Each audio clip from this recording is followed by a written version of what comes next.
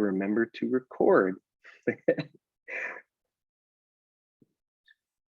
right, I think we're back going.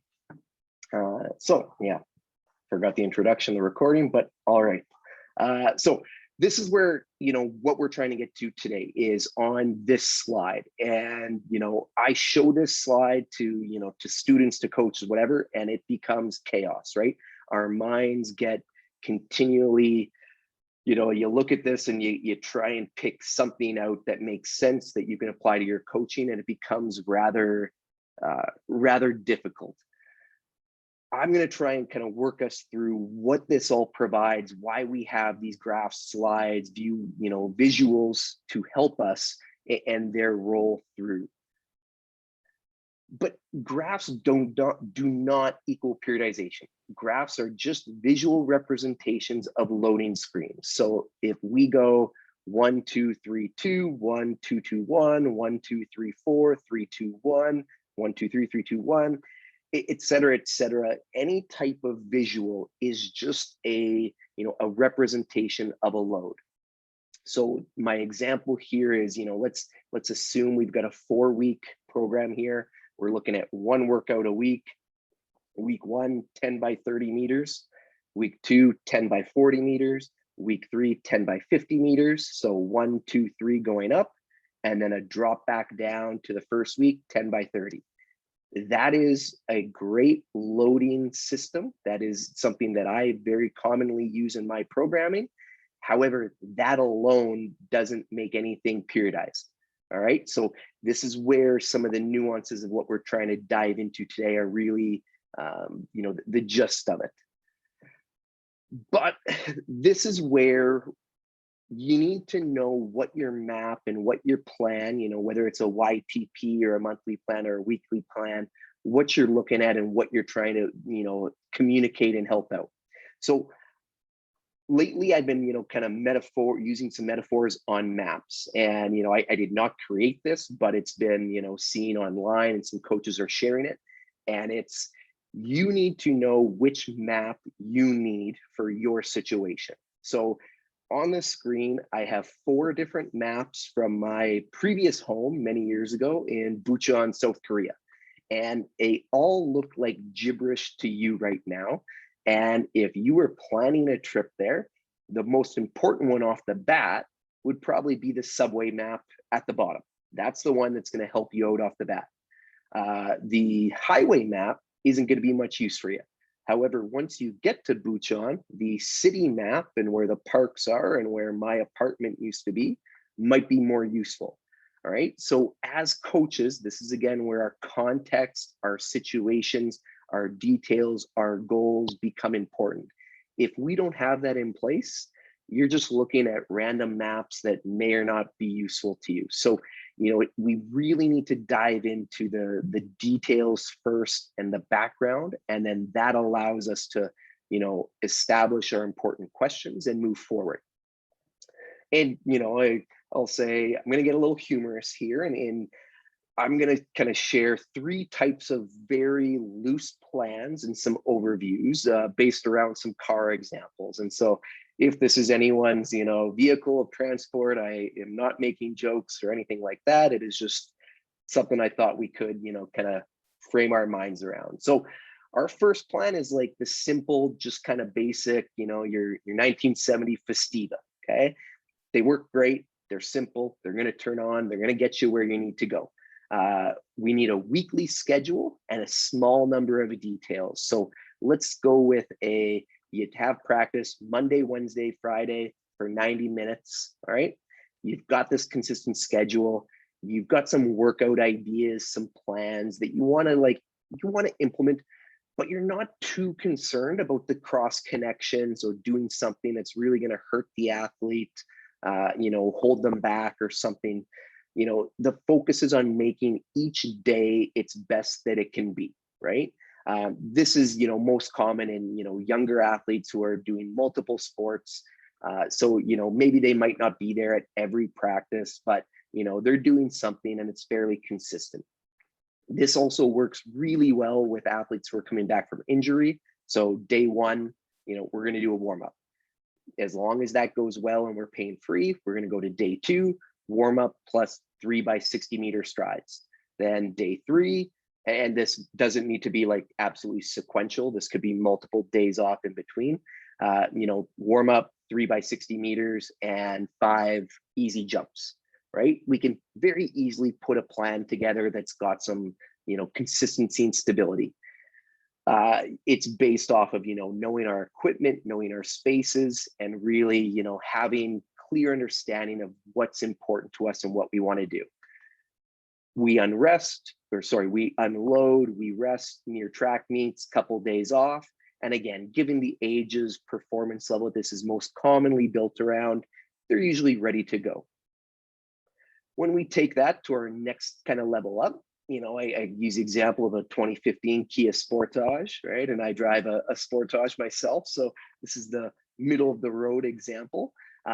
We've got lots of positives, but we're really basing this around long-term progressions and, sitting down with a calendar, start of the season and putting all the details in place. So I'm sure you're going to say this sounds pretty common to what you're currently kind of doing. Very front end heavy. So, 2 to 6 weeks prior to the season, you're really looking at, the schedules, the calendars, the historical when track meets are, what, standards might have been, and starting to build some kind of context around that. You build in some volume and intensity progressions, but we're not asking any questions about the individual athlete at this time, right? Because let's say it's August, September kind of thing. We're getting ready for the indoor season, in November, December, January. You don't know who's going to be in your group. You don't necessarily know how many males, how many females. Maybe you do, but this is more that you're just putting a lot of things in place. You know what your workouts are going to be very consistently over the season, but you don't know on the individual level how it's all going to go. There's an assumption that the plan that you lay out is going to be followed, right? You know that it's going to be tough to stay consistent though. If an athlete gets sick, has a dentist appointment, needs to take a few days off, they're going to have to deviate from this plan. And this is where this plan is laid out. So deviations, start to have big ripple effects down the road, because you start to go, well, I know they probably shouldn't just skip this 1 week and keep on jumping ahead because I wanted them to hit the landmarks and hit the progressions. So you kind of start to see already some of the nuances here become tougher to work with. This is where majority of us are in our coaching, and this is where the progressions make sense. They're simple, but it also locks us in. If anyone is also familiar with some of the short to long, long to short type terminology, in terms of philosophies, event development, aerobic base, strength base, and building off of that, that's where these come in. So coaches have a formal philosophy, and then they try and build everything off and around that. Again, very common, no real negatives. This is the Goldilocks middle porridge type of example, not too hot, not too cold. But where, we kind of want to understand is that specific cycle planning, clear understanding of big goals. And I kind of use the F1, or Lamborghini type of examples here. This is where there's the ton of work, a ton of headaches, but there's a ton of benefit. Everything is individually planned for the individual athlete. Very hard to work with groups in this manner. Everything is being aligned and adjusted in regards to training schedules, competition schedules, recovery, life. There's an understanding or expectation of a full integrated support team with consistent, massage, physio, chiro, acupuncture, a lot of different modalities built in. This program really only comes in with a lot of data. all right? And this is where it's, it's extremely hard to do when we're working with younger athletes who aren't as consistent, even, I'll say university athletes who aren't as consistent.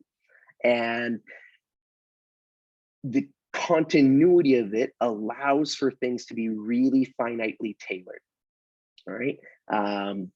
Planning, testing, analysis, reflection, discussing, reaching out to networks built around seasonal goals, expectations, objectives, identified targets, that aren't just peaks. They can be testing targets, they can be mental targets, they can be a lot of different avenues, but they're specific to the individual athlete, right? And really, where we get here is, and Stu McMillan at Altus, this one's from him, is 75% of the program they know works, 20% is it fairly works, so there's a little bit of guesswork here, but 5% is, there's an assumption, there's a gamble, there's a we don't have all the answers, so let's take a chance on this area, right? And I just want to comment here that none of this is attached to performance, all right? And this is where teenagers and new athletes will usually improve no matter the coaching. So, this is a constant, does the athlete make the coach or the coach make the athlete? Well, if you're working with someone kind of 13 through 18, you can give them nothing, and sometimes they can come back and PB beyond belief, right? And it's just because of puberty and hormones, growth and development. And, this is where as coaches, we need to embrace it, understand it, but also slow down and not get ahead of ourselves. But my example in this kind of F1 situation is, picture an athlete whose plan is to go to blank, right? And, example is nationals, and win, right? So it's a finite goal. They're not hoping to finish in the top 8. They're not going to, try their best and see what happens. They're very specifically going to win.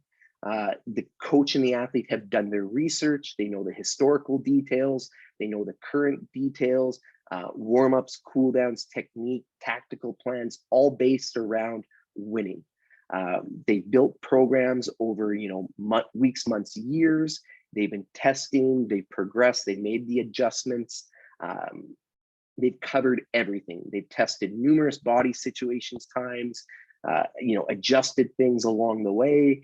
They've got their transportation locked down for performance in mind, accommodation for performance in mind, sleep plans in place, nutritional plans, mental, psychological plans, no stone left unturned, right? And all of these elements have likely been in place, for a while, right? It doesn't just kind of happen and we can flip the switch after a great high school provincials in June and then, change the world in 6 weeks kind of thing. But there's no luck, there's no hope, right? Does this guarantee the athlete will win? No, absolutely not. Does this mean that there won't be setbacks, difficulties, barriers, frustrations along the way? Again, absolutely not. However, is this what is required to be successful? Again, absolutely not. There's coaches who would just literally give the athlete their pair of shoes and they could win. But I think you can see that, some of the details here would build confidence, would make you believe that, winning is more likely. All right. So when, and again, this is kind of getting the whole part of this morning here, is we need to understand what we're coaching for. So if your athlete isn't in this type of situation, we can relax. We can take a big breath. We can know that there's certain things that are beyond our control and scope, and that's completely fine. All right. And, we're kind of left with this, 3 kind of option approach. And I say 3 is very simplistic, right? But there's things that you're going to go, oh, well, we already do that here. We don't do that here, and little bits of everything. But in reality, it's probably more like this. We probably have, some Lear jets, some fire trucks, some Vespa scooters, maybe a canoe. But all of these modes of transportation can get an athlete to their competitive event help them achieve their goals and move forward. It's all, it all works. But, here's the other added layer of chaos. It requires this. You have to then put those modes of transportation on the map that you are referring to. And now it's kind of like we're combining, a lot of different things here. And this is starting to where coaches get, in my experience, frustrated, concerned, second guessing themselves. But, it's like, we just need to breathe and relax through it. All right.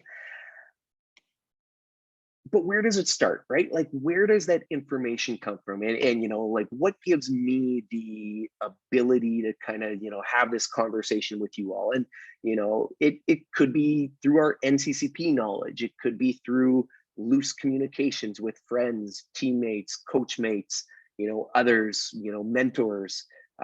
Books are going to play a huge role. Your experiences. And I was lucky to be part of a combined events mentorship with Les Gramantic and Harry Mara when they were, working with Ashton Eaton and Brianne Tyson Eaton, and, pretty exciting opportunities. Journal articles, podcasts, YouTube videos, groups like Altus, all play a role in providing us knowledge that allows us to work through this, but it's also extremely daunting. So like, I've talked to many of you, we've had lots of conversations. It's tough, right? And so again, this is where today is just an opportunity to, provide more information that help might see things through. But we're left with, again, a lot of stuff, right? And we've got facts about microcycles, or alternatives to periodization, why the future isn't what it used to be, Bodnarchuk, Napthia, right? And it's just, again, chaos, because there's so much there. And every piece fits the puzzle, but every piece is only applicable to that specific puzzle, right? So just like, we've got our modes of transportation and our maps, these are just snapshots, and you need to take from them what you can take, throw out what you want to throw out, and allow that to contribute to your environment that allows you to kind of more positively assist your athletes. This is a copy from Brent McFarland's, science and, sprint hurdle textbook. That's, one of the greatest books ever, kind of thing. But it provides us with some breakdowns of, if we want to do certain workouts in certain areas, in certain elements, how they might be put together from a very small finite area. We can go to bigger textbooks that, whether they're about coaching in general, the words that we use, the transfer of exercises, how we monitor them, from the mental skills, the analysis, going far outside the box to then recovery within workouts. All of these things do play a role. And I'm not going to advocate that anyone goes out and buys all of these. If I ever get into my office on a regular basis, I'm happy to share some of them, as long as I get them back with you, from you. But, to say I really want to focus on monitoring performance without looking at the analysis and the recovery is also a bit, neglectful. Also, we do need to understand that if we're really going to look at this, we need to look at everything. But as we kind of keep on checking boxes, things start to become clear. All right. And, there's literally hundreds and hundreds of other books that, could be listed. But again, how much, how many, when, where, why, what about this? What about that? And the answer that I'm going to give again and again and again today is there is no answer. There's just norms, averages, what a coach has done at some point, at some time, with someone in the past that didn't include you, your athlete, their context, and situational factors. Was having a little mentorship chat with a local coach yesterday about Peter Coe's endurance textbook, right? And a great book, but it's written around his experience as the father to Sebastian Coe. And so really the entire book is about one athlete and one program and one situation. So if we're not dealing with that father son coach athlete in, I think Loughborough, England, with their, constraints, we need to understand that it is very different, right? So what we choose to follow and work with, we need to always understand that, we need to reflect and think very critically on it. And where this kind of gets to is, you need to learn the rules like a pro so you can break them like an artist, right? Pablo Picasso. Or know the rules well so you can break them effectively, Dalai Lama. And that's where we're gonna today. So again, I'm not gonna give you a ton of answers, but I'm gonna give you more tools in your toolbox, more rules, more tips, more tricks, so that you can, be more of an artist and take what works for you along the way. And a few of you have definitely seen this slide. I use it in pretty much every presentation. To me, coaching becomes more and more art. And the way I explain this is, we all go to our fridges and let's assume that we all have the ingredients to make chocolate chip cookies. We're all going to take out, our eggs. We're all going to take out our butter. We're all going to take out everything. And we're going to, bake them and bring them to, this meeting point. Even though we all followed the exact same recipe with the exact same ingredients, every one of our cookies is going to be absolutely different, right? There's no getting around it. Even if you make a batch of cookies today and a batch of cookies tomorrow with the exact same ingredients that's in your house today, they're technically going to be different, right? You're going to whisk a little, 10 seconds more, 10 seconds less. The temperatures are going to be a little bit, like, all the factors that go into that. And so this is where the training that we follow, the coaching programs, the workouts, the athletes, they're all constantly changing and evolving. So different outcomes. And this is why, for me, when coaches say, Jason, can I see your workouts? For sure. I'll send you, I'll delete the real personal information, but warm up 3 by 30 meters, and then, some med ball throws. That's it. There is no secret sauce here that makes my cookies taste, better than someone else's. So it's important that we, kind of, again, not overthink the complication here and understand that they're still coming out as cookies. They're still delicious. And that's what we're getting at, right? That's the fun, positive experience for the athlete. Do we burn some from time to time? Yep.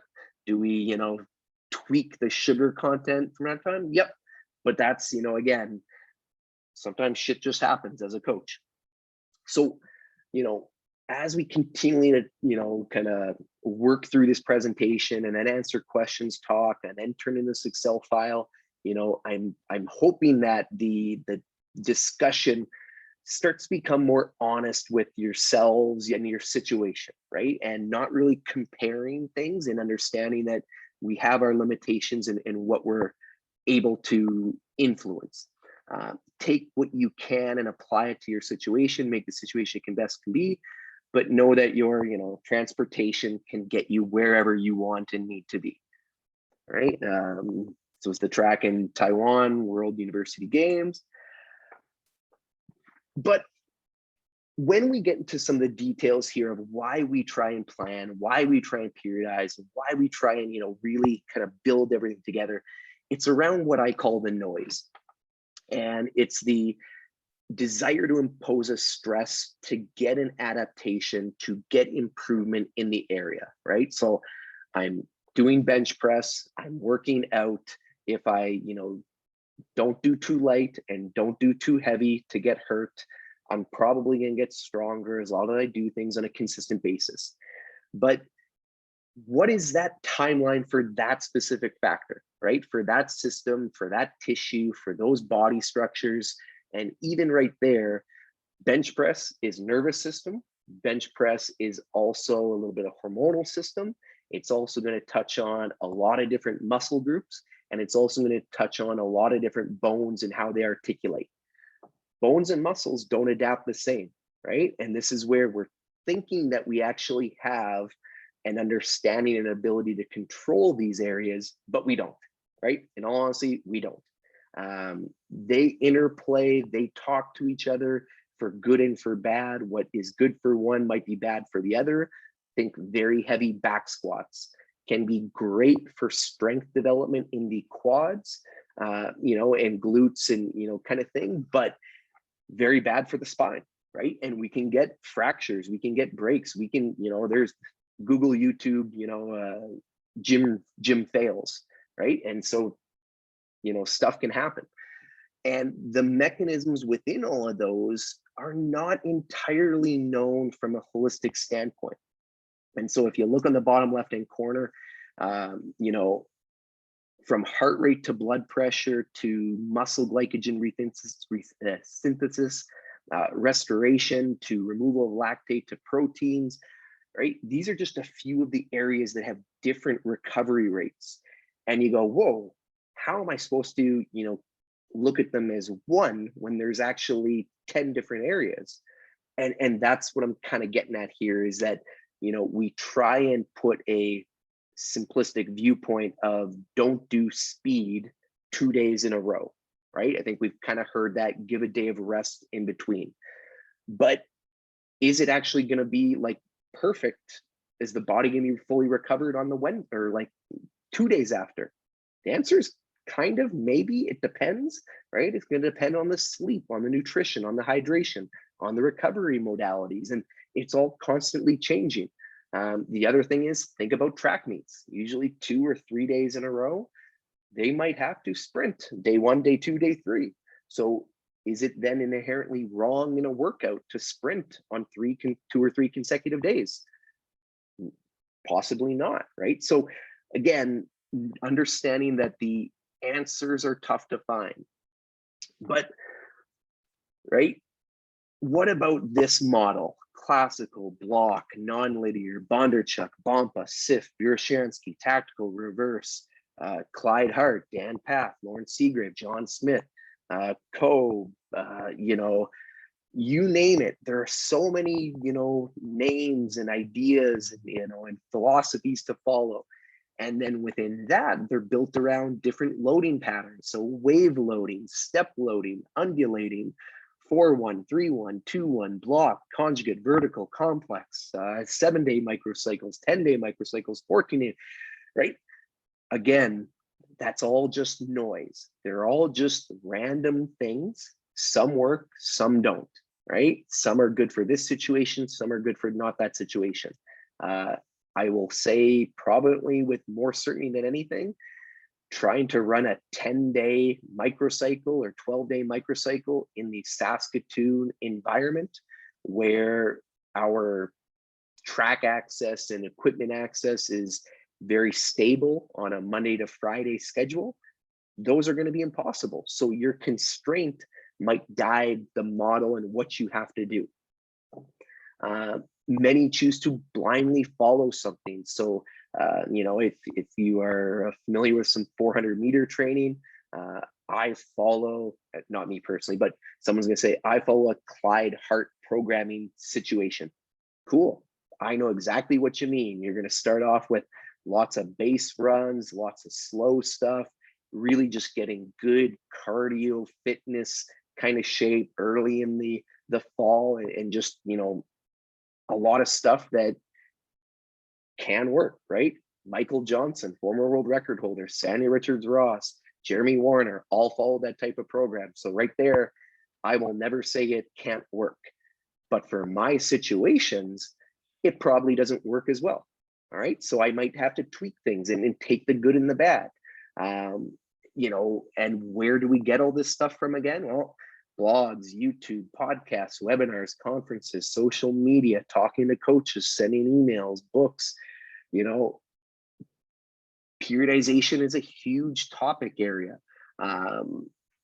And while sports science and our NCCP and coaching education and elements like today provide information and help us out, we can't forget that ultimately it's going to be more art than anything else.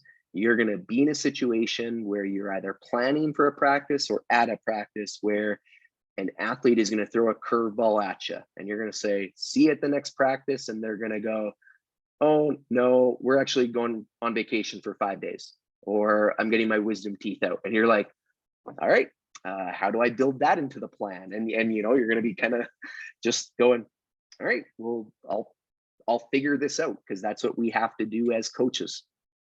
And I say that with the, you know, kind of difficulties of accomplishing the goals. And we know that through this whole process, we are trying to kind of maximize gains, you know, the adaptations, reduce injuries, minimize staleness, be prepared for competitive environments and major events. And we're left with, and again, this is not the endless list.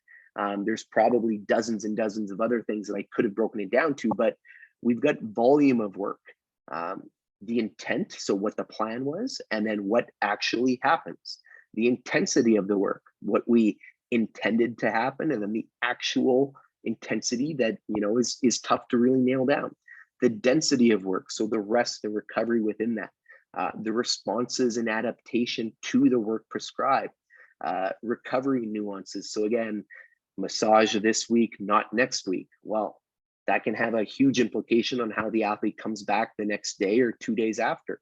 The learning or difficulty with some of the drills and skills we put in. So if you're working with hurdlers and you're doing very tight spacing, let's say like 15 feet, it's going to be a totally different neural stimulus than maximal velocity hurdling. That's going to have a different implication, whether it's a young athlete or an older athlete, new athlete or mature athlete in the event. So their experiences, their history, also including their injuries, are all going to be factored in. The competition schedule itself that we are trying to prepare for. You know, when we look at our local meets where we might have, you know, 45 to 60 minutes between an event, versus at a, you know, World University Games where there could be 2 or 3 days between the heat and the final, right? A lot of things to consider within that and how we prepare. Mental skills, sports psychology, the consistency and commitment level of the individual, like the lifestyle factor, you know, are they working? Are they a student? Are they have a active social life? And all of that is built around their age, chronological age, maturational age, their sport age, their long-term athlete development stage, their goals, their event. And, you know, reflecting and being honest around all of those and how they fit in and how they come in this crazy Venn diagram. And this is all based around, when we set up a plan, we're making guesses. We you know, we don't have a textbook to follow. And well, we could follow it, but it might not be the best course of action.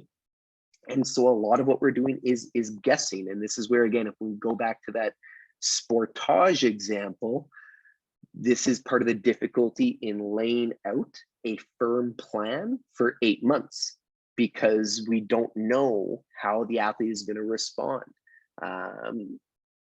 Dr. Anatoly Bodnarchuk has, you know, 40 different athlete responses, and do they respond positively, then, you know, start to frustrate and work back up again?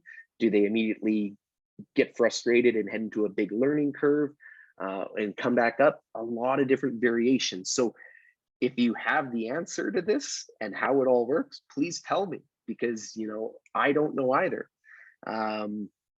And this is, you know, kind of a visual of all that, right? Like, everything needs to be reflected upon within the plan, but at the same time, they also need to understand that they're independent of one another, but also dependent on one another.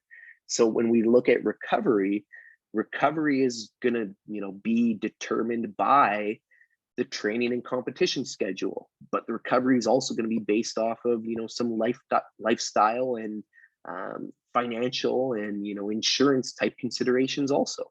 So where, you know, I kind of want to say is, if you actually think you have an understanding and control of all of this, and that's why your plans are perfect and don't need to change, let me know. tell me, I'll pay for dinner, I'll pay for coffee, but you need to tell me because I haven't figured it out yet, right? And if we truly understand the unpredictability and sometimes craziness in all of this, then we can, again, we can breathe, we can relax, and we can, not get frustrated with ourselves.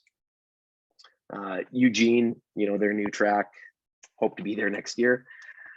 And this is where we're getting to today. So, you're like, okay, Jason, a lot of context, a lot of things. So if we can just remember a lot of the nuances, craziness, let's take a big breath, then we can come into this periodization area with a little bit of patience. All right. And I'm going to pause for a second. Any questions, anything within that?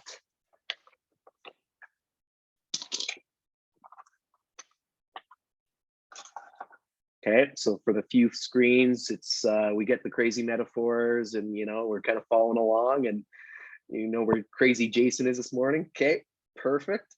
All right, so gonna come back to the screen share, keep on going with the PowerPoint here, but now I'm going to be really tying in, the terminology and starting to really apply those building blocks that are going to allow us to keep on going today. So, all right, so periodization. Breaking things down into time, into some blocks, naming some things, definition, long-term cyclic structuring of training and practice to maximize performance and coincide with competitions. Again, maximizing those gains, reducing injuries, reducing staleness, yada, yada, yada.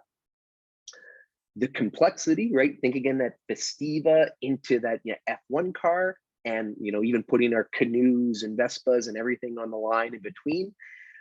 We can go really, really simple, and that's what we're going to kind of introduce, and then we can go to really, really complex. And we just need to find out where we kind of are and what makes sense. But ultimately, and this is why the Excel file is a tool that I'm kind of advocating you to use, is where you put a block, where you put a phase, where you put a period, where you put anything is 100% arbitrary. No coach, no person like myself should ever be able to tell you that it is absolutely wrong. And you might be laughing and say, well, Jason, you told me this. No. There's some contextual things that might suggest a little more, if we go black and white, a little more this side, a little more this side. But ultimately, there's so much context. And my example is when I was in New Brunswick, I was working with a combined events athlete, male, triple gymnasium. So basketball, hardwood only. It was all we had. And he high jumped 2 meters in competition. He only ever cleared 175 on the gym floor in his flats. So, that had to be brought into my program. We didn't have a 200-meter track, but I had some mentors look at my programming and, some kind of high-level combined events coaches. And they said, where are your repeats? Where's your 2s, 3s, 4s to get ready for the 1,000, for the 800 and these kind of events? And I said, we're on a basketball court. I can't really do it. Oh, well, in that case, your plan is great, right? So, it's that, do we actually have the reason and the rationale for our program? In which case, then we're probably more right than wrong, because what does a guy like I know about the nuances of the training environment in Prince Albert, Saskatchewan, North Battleford, Saskatchewan, right? Not very much. So, we need to understand that we do have more knowledge than we kind of sometimes give ourselves credit for. And this leads us into some of our, starting to have those visuals, right? And if you look on the left near the picture there, I added periods in green. This image that I got off of Google had phases. Where they have sub-phases, I put in phases. There's a lot of variation in the kind of the nomenclature around some of the naming and structures of things, but none of that matters, because again, your plan is for you, your athletes, your club, your IST team, who's ever in your team. If, well, let's put it this way. If I wrote my plans in Korean, it doesn't matter that you can't read it. It matters that I can read it. All right. So, whether it's single periodization, double, multiple, quadrennials, how it's all broken down isn't important. What's important is that the visual allows you to more effectively do your job as a coach. And how do we build that out, right? If we start at the top, we have a 1-year plan, and consistently, a macro cycle is going to be, either a season or a year in length. If we're in endurance, cross country, indoor track, outdoor track, we might have 3 macro cycles.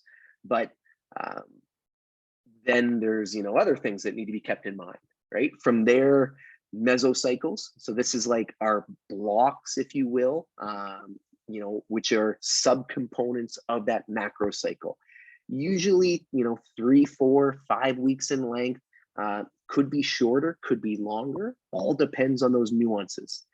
Then we've got our microcycles. So this is usually our 1 week. So, but could also be kind of 10, 12, 14 days in length as some of the kind of normal terms. And then we've got our sessions, right? So our day-to-day practices. And then within that, we've got our training units and exercises. So our actual warm-up, cool down, what we want to specifically do for running, jumping, throwing, lifting, et cetera, et cetera. And again, this is where, whether we start at the top and work our way down, or we start at the down and work our way up, they need to be supporting of one another. We can't do it exclusively from macro cycle and just systematically break it down. And we can't do it from the sessions to work it up. So we need to kind of understand the whole picture and then really look to overlay the two on each other. And I tried really hard to do a blending of these two images, but couldn't figure it out. So yeah, sorry. But first we understand, like, how are we basing this around? What are the structures? What are our formats? What are we trying to really, put it around in terms of our areas? And this is where, I'll pause and say, this is where coaches get stuck. And they say, Jason, I've taken my NCCP and it said just start at the, the championship and work backwards. But then I run into these issues, these problems. Yes, I do too. And then we say, get other coaches say, I start at the first day of training because I always like the first week to be, introductory, some easy tempos, some learning the warm up, some circuits. Cool, that's fine too. But it's that blending and not getting stuck in the weeds, right? And again, I apologize for some spelling mistake here as I see embrace the concepts, not concepts, and the information, but don't get lost, right? Don't forget to put, the constraints around what you're working with and what you're doing and what's really, truly relevant. Because ultimately, we are trying to line up around some sort of performance requirement. So I'm going to take a big shift here and say, we all do have a little bit of a gold star in our seasonal plans, yearly plans of what is the athlete is getting ready. So usually I will always advocate, yes, we should start at the end and work backwards. All right. I think we're all kind of nodding along here. But as we kind of start to, think about that, what is our training schedule? Do we have that in place? Do we have the competition schedule, local, regional, national, international, whatever it might be? Do we have our understanding of the athlete's kind of age, stage, training history, and what we're going to need to progress them through? So I'm working with a theoretical hurdler. They want to perform and get a personal best, and the joys of living with cats, I apologize. They know they want to have this great hurdle race on June 5th, high school provincials. But if it's October and they haven't even started hurdles and they just came to you to say, I want to be a hurdler, you need to now build in all of your teaching progressions forward, but also building in the performance goals backwards. right? And that's is where conflicts and contradictions can happen, and we're trying to work through that today. Building in your philosophy, your generalizations on plans, again, rest, recovery, regeneration, adaptation, the data on what it takes to win, to run, to jump, to throw.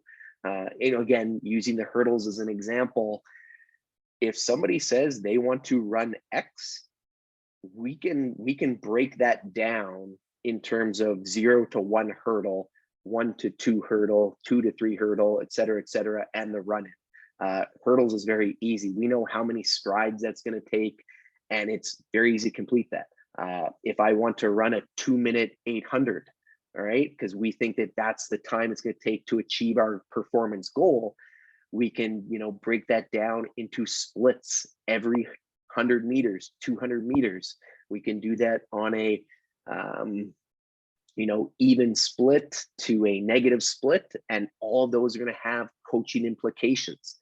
We know that at a major international or national type championship, it's probably going to be more tactical than anything, which suggests more kicking abilities and being able to, out sprint or not slow down as much as someone else. So again, that should impact our plans.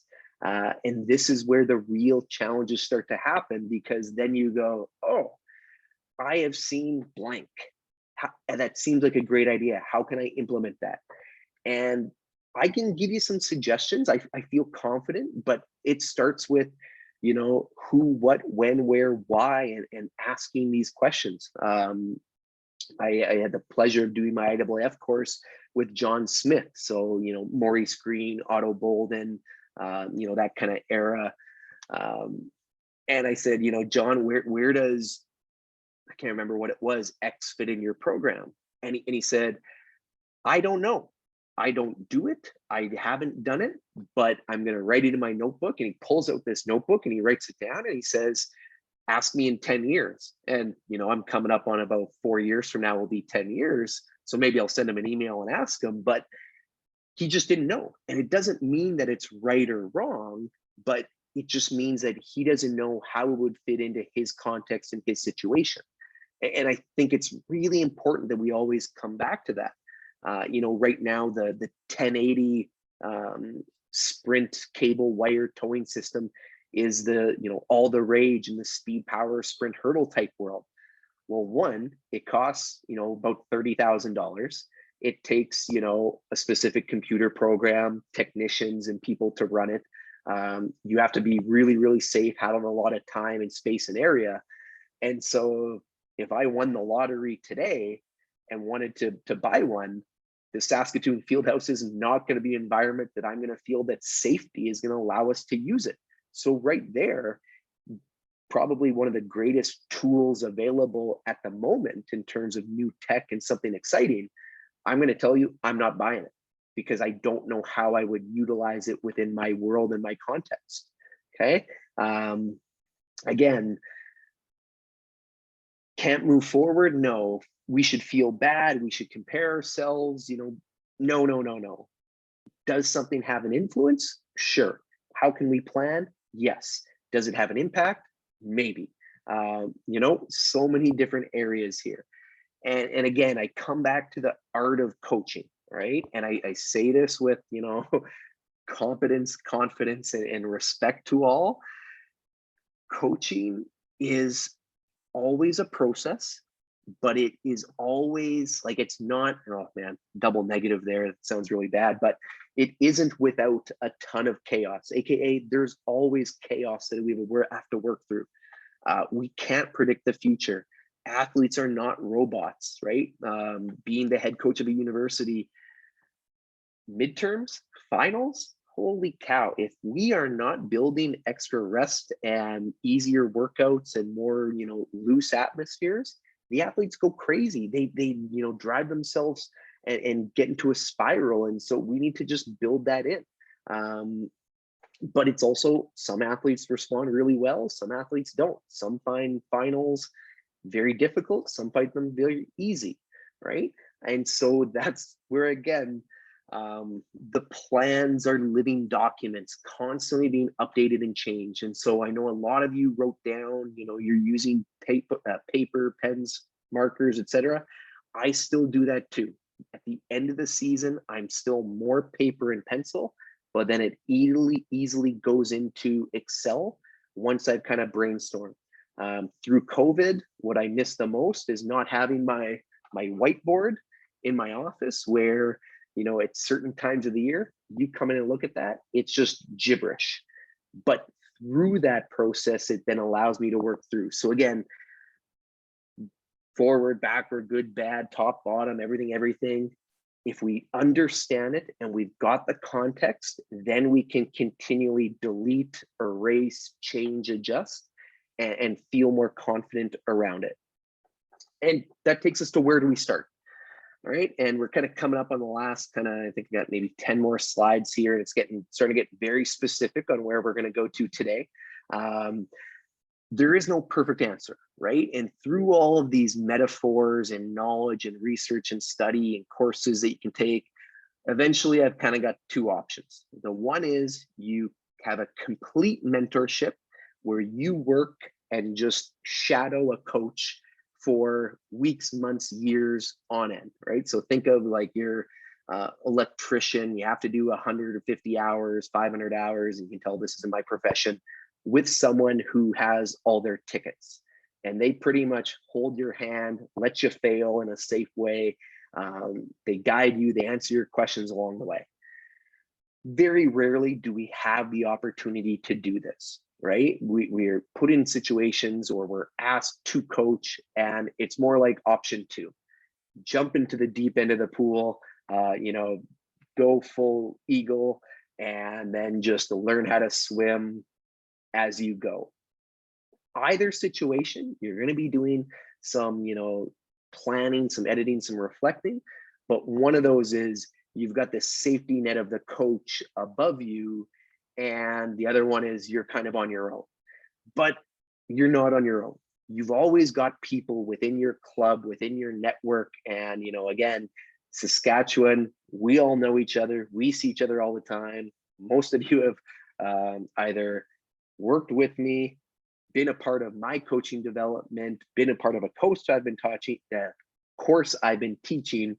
And so send an email, right? Send a text, have a Zoom, let's talk this out, right? And so again, I'll continue to say, as we go about this, and we kind of end today's session, send me an email if you want to do a Zoom next week, right? Like I love talking about this stuff, but it's where do you have an answer? No, I don't have an answer. I might have an idea or an answer that you're going to go is completely wrong, but eventually you're the one jumping into the deep end. And this is where I kind of have some step-by-step processes here that I would recommend that needs to be in place, needs to be done for you to put your plan and your situational plan in place. So what is your athlete development philosophy for your event, for your area, for your age stage that you're kind of working with? Is it based around strength? Is it based around endurance? Is it based around technical skills, speed, motor learning? What is it based off of? From there, what are your situational constraints and reality limitations, space, time, equipment? What are the athlete's life and individual plans? If they have to, get a part-time job, that needs to be a part of that. And again, this is where that group versus individual athlete starts to come in. Where is the athlete at presently?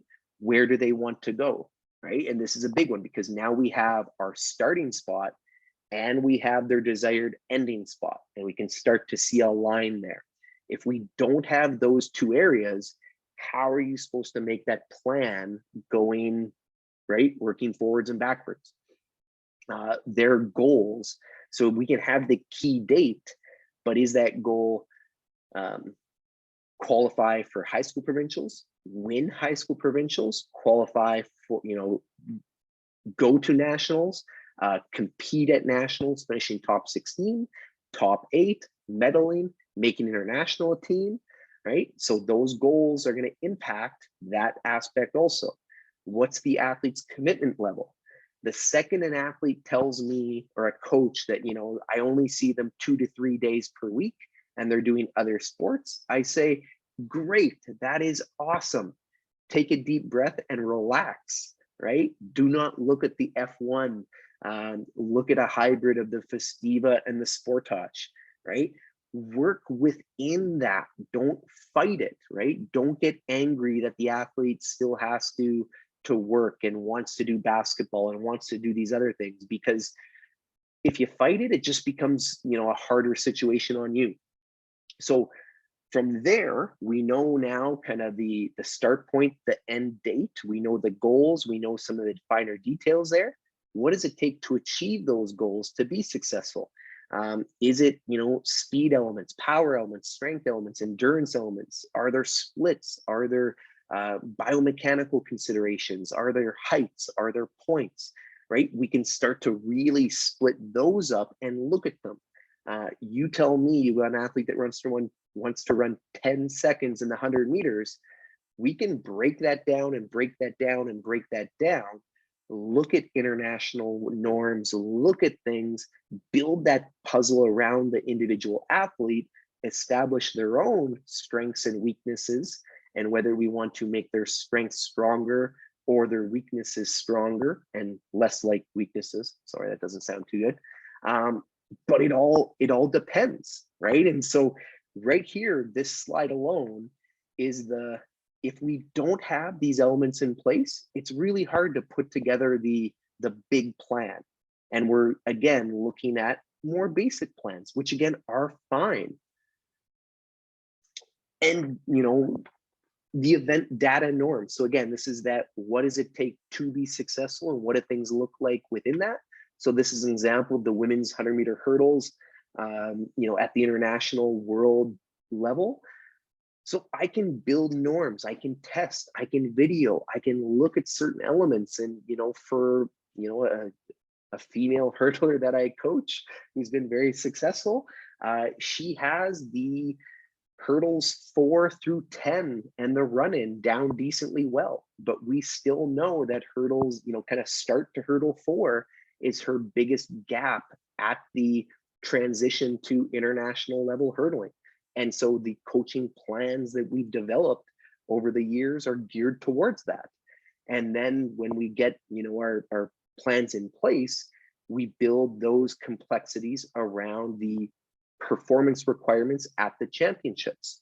So what this data kind of tells me at the bottom is, to qualify out of the heats, on average, you're looking at all the historical world championship Olympic data, we need to be able to run faster than 13:13 in the heats. All right, to make it through to the semis-ish, we kind of need to be sub 13. To make it, into the final, we need to be in 12:78. And again, the evolution and flow of an event from year to year is very different. So this isn't, firm rules, but it again helps guide the plan and put those contexts in place. Without this data, I'm left going again with, well, I'm going to get you strong, I'm going to get you fast, but how strong do we have to get? How fast do we have to get? I don't know, right? And you can see that knowledge gap is going to influence and negatively impact our coaching. From there, how much volume, right? Whether it's minutes, meters, sessions, the intensities that we use, the jumps, the contacts, the plyos, the hops, the throws, our strength sessions, our testing training data that we use, competition data, debrief data. That's its own element of craziness. Like for myself, Sport Analytics at the Top by Almar was a great book for me, a few years ago. John Doerr's Measure What Matters, again, provides some context and understanding on refining that process. Looking at Hockey Analytics, which is a new one that I'm slowly going through, is just trying to give me new creative ideas. But in this picture, in this process, if you don't have some details and some answers and some data, how do you know if you're on the plan? How do you know, like, if I start training in September and we've got a championship in June, how do I know I'm actually heading towards that goal and what we need to do if I'm not doing some testing, not doing some things that provide us of, are we getting better, right? And we can do this subjectively, objectively, you know, yes, no's, check marks, actual objective data, you know, but we need to have these elements. What does the athlete's competition data look like? What makes sense for their gaps, their needs? So again, you know, this is Michelle Harrison's progression and plan since I started working with her kind of in the summer of 2017. You know, this is how many competitions she had in those seasons and the meters and the starts. And you can see that in 2019, she had a huge spike in indoor race meters. Yeah, because we knew that she was coming off of years, about 2 or 3 years, where she didn't race nearly at all. 2020, this past year before COVID, it's a little bit, you know, we've got some big drop on the indoor season, but then nothing because of COVID, and the goals that we had laid out weren't really achieved. And, you know, we're still unsure of where things are going to be at, but how do you put together the competition season for your athlete? You know, how many performances do they need? You know, different persons, different events. And usually I talk about this as like batteries. Some athletes can race 20, 30, 40 races and they're fine. Other athletes perform, you know, 5 to 10 times and they're like, oh, I just need a break from competition, right? Where is that spaced out? You know, this is a part of the plan. And again, if we're working with younger athletes, more developmental, we're not going to have this information. That is okay, right? But we can't then look at the F1 plan and get frustrated and say, you know, oh, you know, I can't do this because I don't have all this data. Right. So we started the first one, right? Like there's a reason why there's no 2017 here, because Michelle didn't compete. Michelle didn't race. Michelle didn't do anything. So rather than just having zeros, I need to start somewhere. And, you know, again, we could talk about the nuances on one specific athlete and how I came about this. But, you know, I think big picture, we need to understand that as we move along. And for myself, I look at making things as one pager, as simple as I can. And this was the one that we used for the 2019 into 2020 season. And I really don't have anything to do the latest one because of, you know, COVID. But this is my, you know, snapshot. This is on my wall. This is on my office. And as we test, as we compete, as we do workouts, I'm continually looking at things, reminding myself, you know, we clearly did the indoor competition stuff at the bottom, but we didn't do any of the outdoor stuff. We haven't set any new PBs. So this is, you know, still a historical work in progress, but this is just a tip and a tool that I've used to help me and my coaching and my plans. And this is where we're starting to get to. And you know, again, I'll say we're right on time of what I was kind of working with here. We're working towards, and this is where we're trying to move towards, right? The right-hand side, you see that crazy whiteboard drawing. That's again what my office kind of looks like when I get the opportunity to use it. But we're combining everything. We're starting to then build out some plans, put in some dates, put in some areas, and get these loose kind of plans. And again, I'm going to walk you through today how we can kind of start with this visual and then, you know, work backwards, work forward, combine macros, measures, yada, yada, yada. But it's also the same if we look at this at a very small scale level. So we don't need to start with the full year plan. We can work on it from a much shorter time frame. The processes, the context, the details are still the same of what we're trying to get out of it. So this is a training camp example from the spring of 2019. We went down to California, and you know, if you follow just the graph on the top, you can see the competitions. You can see some workout graphs in terms of, the relative loading. You can see there's a lot of rest built in, and you can understand that. That's all we're trying to get to, right? Is that how does that support it? Now, what's hidden is the details, the workouts, the added elements. But if I wouldn't have this plan in place, right? Again, it's kind of like a chicken and egg scenario. You're kind of going, well, where do I start? Why do I start? Kind of thing. So we had a departure date. We had a day one leaving Saskatoon, day 12 or whatever it was, 28.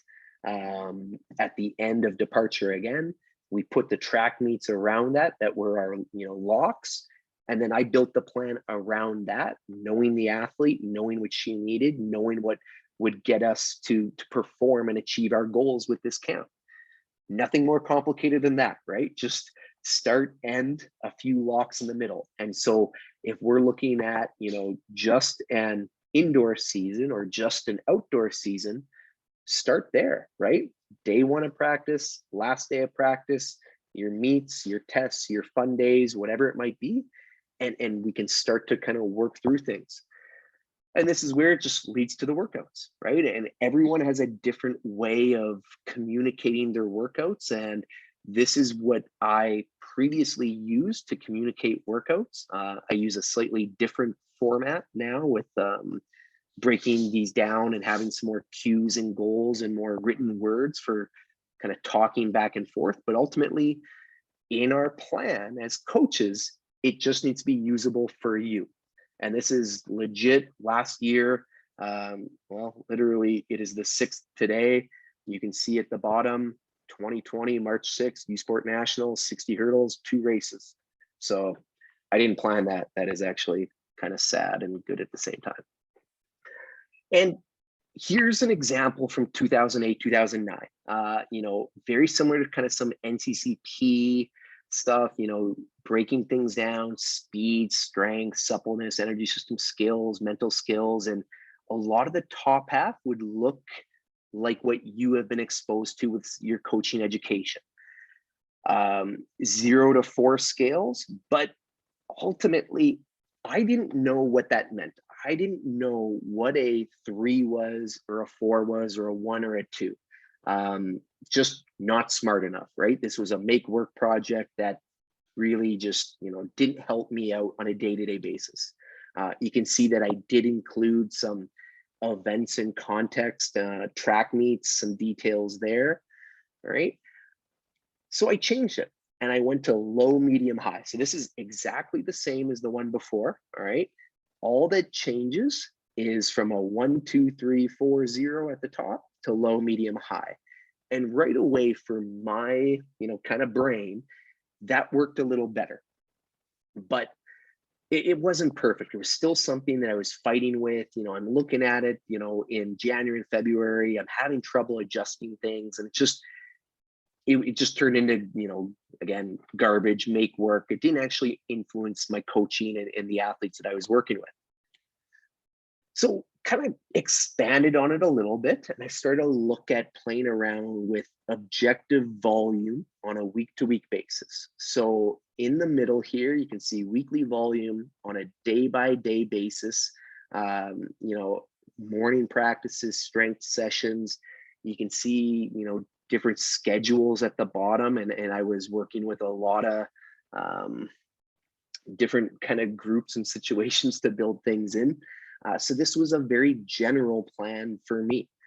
But again, it got me a little closer to what I could use and benefit from.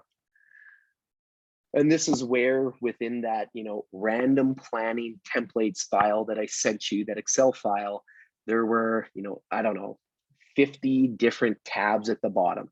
Those are ones that I have used, some of them that I have found, edited, stopped, dropped, repeated to use, taken one thing, didn't use another. And I provide that to you all as just another tool, something that you can review and go, you know what, I can't run the Ferrari model or the F1 model that Jason's showing today, but I really like that 2018-19 tab that he shared. Perfect. That's what we're going for here. All right.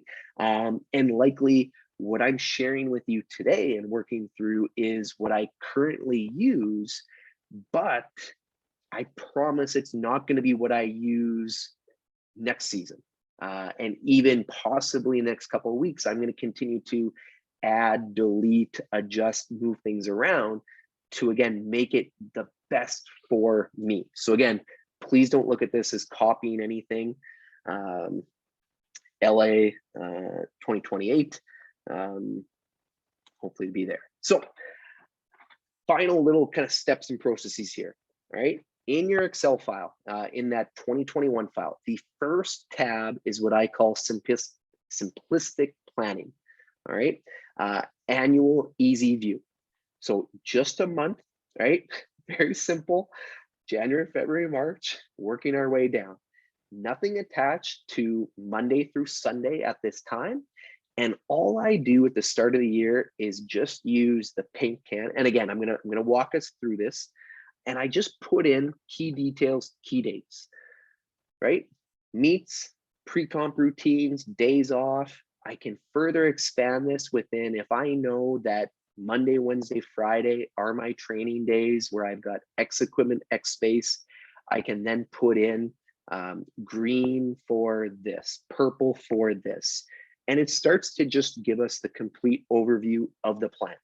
And then you can go, okay, this is my constraints. This is what I have to build off of, all right?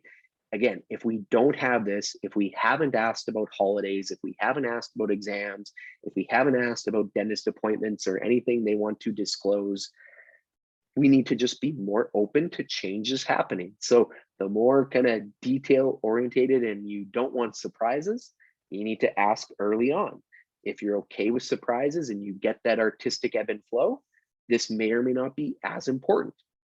I was going to make a joke about just snapshotting the current summer plan, but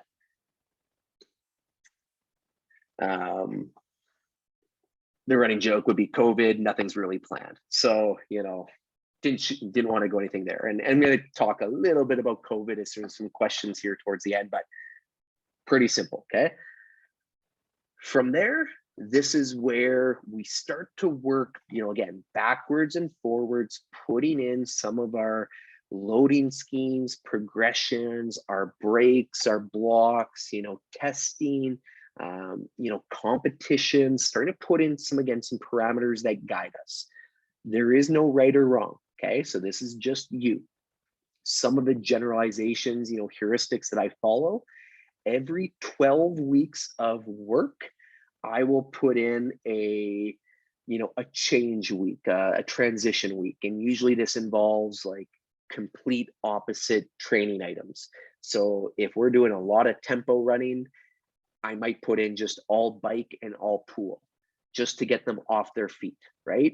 If we're in the weight room and they're coming off of, you know, a couple cycles of heavy strength work, we might drop back down to just a general endurance kind of phase, right? It's all about novelty, keeping things fun, keeping things engaged. Usually we have a lot of laughing in this, you know, type of, you know, the every 12-week kind of situation. But that, you know, 3+1 that I usually follow in a 50 to 60, 70 to 80, 100%, and then a big drop again. Fairly consistent, but sometimes I will increase the learning, the difficulty within, you know, the weeks. And if we look at like weeks 6 and 7 here, we've got a same week, okay? So the load, and it might be their duplicates, like complete carbon copies of the weeks. And you go, well, won't they get bored? Well, if they're 10, they might, but if they're 20, 25, 29, and they've got some big goals, and I explain that it's no longer about, you know, making things harder, it's about being better at it, they can then internalize that and make sure they're getting the most out of it, right? Rest has continued to be more and more important than work in my programming as I coach more and more. Seriously, 100%. If you go back, and some of you would say, you know, Jason, I saw you coach, you know, like Josh Sumer in 2006, 2007, you know, and all these people. Yes. And I would say we're probably doing 50% of what I was doing then. I would say I was probably doing way too much, and the athletes and the programs was, you know, yes, they run fast, but I probably had a few more injuries and setbacks than I would have put in. So I've been shifting towards more defined rest and maximizing that. But again, this is still subjective. So again, all I've done is take that low, medium, high and expanded it a little more. And if you said, Jason, what does very hard to hard look like? Medium hard to medium to easy to active recovery, etc. I can give you some subjective kind of guidelines, but these are also based around individual athletes for the most part. So a medium hard week for, you know, I'll say Michelle Harrison is going to be very, very different than a medium hard week for a different athlete. Yes, there's going to be some things that are the same, but they are going to be inherently different because their training loads are different, right? And this is where you're going, okay, yeah, I can see why he spent so much time talking context and all those crazy metaphors, okay? And this is where the most time-consuming aspects really start, okay? 4 weeks on, 1 week off, 2 weeks on, 1 week off. Dan path, 3-day rollover, 1 hard week, 1 down week, you know, whatever. Good, great, awesome, bad. It's the athletes, the situation, the constraints. So anytime we're reading, listening, and you know, garnering in and looking at other coaches' programmings and what they're saying, pause and say, what are they dealing with? Where are they? How? Because that's important, right?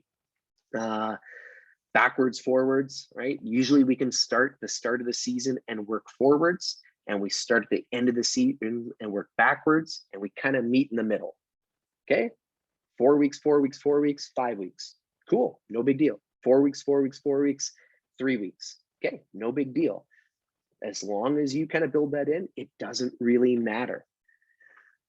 And this is where, again, some of the, you know, the stuff we're going to be working today is then that, you know, what I've got here under training overview is that, you know, breaking cells, identifying cells, putting like firmer lines and starting to break things down and going, okay, this is this, right? And starting to see what we're working on in different areas. I go kind of periods, phases, sub-phases. I've got some mesocycles, which are just numbers, some location, strength details, and goals. And again, this is for me. So again, you can delete a cell here, you can delete a full row, you can change it, you can, you know, put the terminology for you. That is what we want. That's the whole part of this, you know, using Excel, using the computer as a tool to get used to it. You know, if you're looking at it again, first cycle here, 1, 2, 3, 4, 5. I told you I like 4 plus 1, or sorry, 3 plus 1. Well, in this case, here is a 5 week. Why? Well, 4 weeks, 4 weeks, longer phase down. This was, you know, an image from COVID last, you know, the heart of last summer. So that's kind of why it's a little jumbled. And then this leads us to some of our numbers and our workouts. And again, what I've done in the Excel file and what we're going to work through is anything in gold is a formula that's hyperlinked together that you don't have to touch. The math does it's all itself. So if you never put your cursor on a gold cell, you can't screw that up. And if you do, that's why I told you to save a secondary file and it'll be there for you. So if you look in kind of just this first row, I define it as fast meters, 120. And again, this is just showing you how the math kind of works, 150, 180, 120. The total there is 570. So the weeks are now adding up and we're getting breakdowns of certain elements, okay? Under my classification of, you know, training menu items, this is how I presently have things broken down for a female heptathlete. Fast meters, capacity meters. So sprinting, tempo runs, a little slower, but they got to be running. Hurdle sessions, I'm not counting how many meters, I'm just counting how many times we hurdle per week. Shot put throws, javelin throws, general throws. This would be any type of like medicine ball throw, heave, front heave, back heave, whatever it might be. Long jump sessions, again, for where we are and what I'm prescribing with things. Just the session, how many times do we practice long jump as a whole? Not how many takeoffs, not how many landings. I'm just breaking it down there.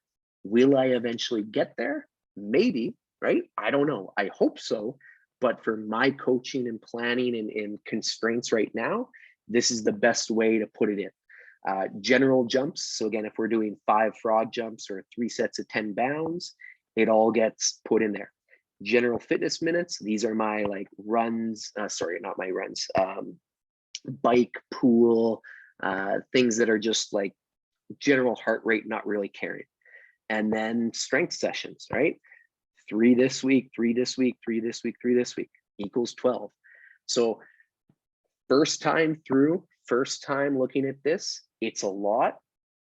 Absolutely. But if you can develop some systems and take some things from this that allow you to look at things on a weekly basis, monthly basis, seasonal basis, into multiple years on years, it starts to paint the picture of what works for this athlete, what doesn't work, what might you be more of. And again, it just makes that plan building a little bit easier. Now you're comparing the projected numbers that you put in, okay, with some projected graphs, all right, and starting to look at things. So, all right, fast meters, 120, 150, 80, right? Capacity meters, not changing, right? So we can go through and subjectively try and say, does this line up with what we're kind of thinking? If the answer is yes, then we can start to break it down and look at workouts that make sense around these kind of goal parameters, right? And the goal numbers on this tab that, again, I'll work you through, automatically transfer into the annual plan page. So you don't have to type anything, right? I'm trying to show you how I've done the front end heavy loading, and it can make it quicker for you. You likely have to go back and forth, but this is where that data, that information, that kind of details and context allows you to be more precise. It allows you to kind of keep track of the weekly, daily revisions, kind of thing. And I put in as a joke at the bottom, there's no magic formula to create everything. So I again, when I was in New Brunswick, Irving Oil is this, huge, billion-dollar kind of oil company. I asked one of their IT guys, can you devise a formula that has various percentages of various things that, a 70% of sprinting in September is going to be different than a 70% of sprinting in March when we're peaking?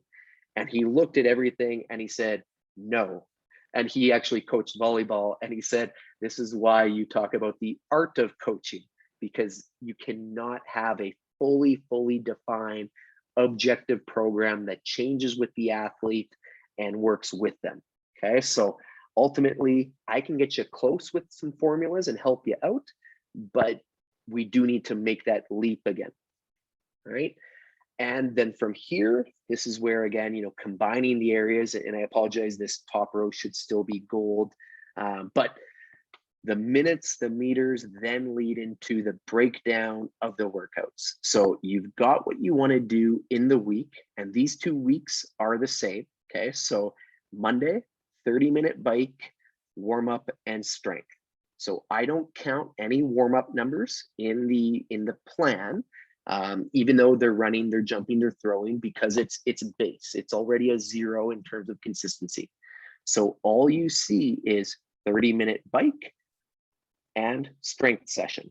And then what does that turn into? Strength heavy, right? And if you go through line by line, and Monday at the top, then Tuesday, then Wednesday, Thursday, Friday, Saturday, you can see how those line up. Simple, effective, pretty standard, okay? Then it takes another leap forward, okay? And again, this is why I, allocated 3 hours for today and some breaks and kind of working through things. But you then can have and again, this is black in your file with white, in white lettering at the end. You can know how much you did from a year, from a cycle, and we can continue to like break this down. So fast meters, where are we at? What's the most on a weekly basis? Capacity meters here, hurdle sessions, right? And we can continue to work our way down and find out, well, what has the athlete done, right? We can have whoops to okay to good to great on lining up with our cool color-coded graph. Which is more important, these numbers or the graphs? Well, I would say these numbers are important. So I don't look at the graphs as much as I do of trying to look at the numbers and keep those in check. If some blank went well, some workout, some session, some phase, how can you further develop it? Well, if you don't have the kind of the history, the data, the workloads, the things to look back on, you're kind of just guessing in how you're working it all forward. And this then leads into some, inter-workout data and testing. And so this is, 30 meters from 3-point and flying. The faster times are on the bottom. Why do we have a spike here? Why do we have a spike here, right? What was going on in workouts, the athlete, and are the spikes important, or is it more the trend line that's important? For myself, I talk about trend lines more than the peaks and valleys, because we can all have bad days and off reps. And when we're talking about 0.2 of a second, which is literally going to be around 0.02 of a second per stride, we can have small variations, we can have things implement. It's okay, not a big deal. But if I can see that the trend line is going down and down and down and progressing, that's the process. That's what we want. Okay. But if I'm not doing anything and asking the athletes for some data, for some feedback, and again, this is just one little area that I keep track of, it's really hard to detail the plan. So as we kind of get close to the end here, and a little Q&A and then a little bio break, the process never ends, right? It's never going to be perfect. I spent a lot of sleepless nights trying to have these perfect YTP Excel files, but after the first 2 weeks, everything that I did later on was garbage, and I had to delete it and review it. So this is why I've kind of I'm going to continue to show you why I go about my processes kind of thing. And I'm a bit of a perfectionist. I'm never going to be truly happy with it. Today, tomorrow, 50 years from now, maybe I'll still be coaching. It's never going to be good. If you think you have something that's good and perfect, tell me. Let me add it to my files, and and give me that suggested formula to put in that makes my life easier. Whiteboards, paper, pencils, it all helps. Noting what you read, see, hear, kind of thing. Does this then lead into a change everything at once, where your plan was really wrong? Okay, cool. Make the adjustment. Do we just change small elements here or there? Cool, we can tweak the plan, right? Or is this change nothing and we just want to ride out this season to see what happens? A lot of coaches will say, trust the plan, trust why you put this down, but don't be a fool either and trust the plan just because what you thought 6 months ago was more right, because you probably have new information that should be incorporated. And we got some questions here that I just kind of want to go through and kind of lead to some verbal questions if you have them. But mistakes to avoid in programming, what to observe and look for in athletes to see if changes are needed, how to adjust the program, how to ensure athletes peak at the right time, ideas for individualizing. And through this whole process, I think I've touched on some of them, but there are no real mistakes that can be made. Yeah, we can have some frustrations and some time wasting, but I think that's also good learning. Visible changes are going to come from the data, the testing, the things that you've established are important and are relevant. And then you're going to you know, if you see that the athletes are having their 30-meter test flies are getting slower, well, maybe we need to go back to a cycle where they were getting faster. Asking the athletes for their feedback, what they liked, right?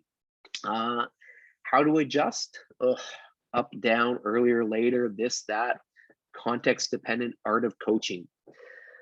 My standard peaking formula, decrease the complexity. So no new exercises, no new programs, no new routines. Keep the intensity high, drop the volume, and add more rest. Build more confidence through your statements, and tell the athlete they're doing great, even if they might be on the cusp, and give them winnable situations. We want them to be leaving practice with confidence increasing, not frustration. All right. How do I plan a season or partial season with no foreseeable end goal? This is the COVID question. Create your own tests, create your own time trials. Tell them on April 1st, you are going to, and I'm going to use an endurance athlete here. You're going to do a 20-minute time trial. 20 minutes, as far as you can go, start the GPS. 6 weeks later, do it again, right? Put in the schedule, put in the plans, make it important. Tell them that you really, really, really care about it, even if you don't, right? But this is something we're all kind of dealing with. And I've got, currently for our outdoor 2021 season, I think I've got 15 different variations in what if scenarios for Saskatchewan, for Western Canada, for nationals, for internet. Like, do I know which one we're going to use? Nope. Do I know how it's going to go? Absolutely not. But I have these ideas and frameworks so that when I do get certain pieces of information, I'll be more prepared to implement them and reflect and think about them. Again, another kind of COVID question, tips for planning during uncertainty, with injuries, how to come back from injuries. And my question is the training uncertain or just the future of competition? Because right now, and where I think and why I think that some of the, the American and European nations who are able to compete is because they had this huge block of training. So they didn't care that there was no competition. They just said, if I want to optimally train for X, what do I want to do? Put it in, put it in, put it in. The fact that none of us have lost by this point, let's say 10 to 30 days of travel around competition, around meets, that's good, right? So I've been submitting training plans to some athletes since March of 2020. No competitions, I don't care, just around optimum development. And we feel confident that when the time comes, we will be prepared, right?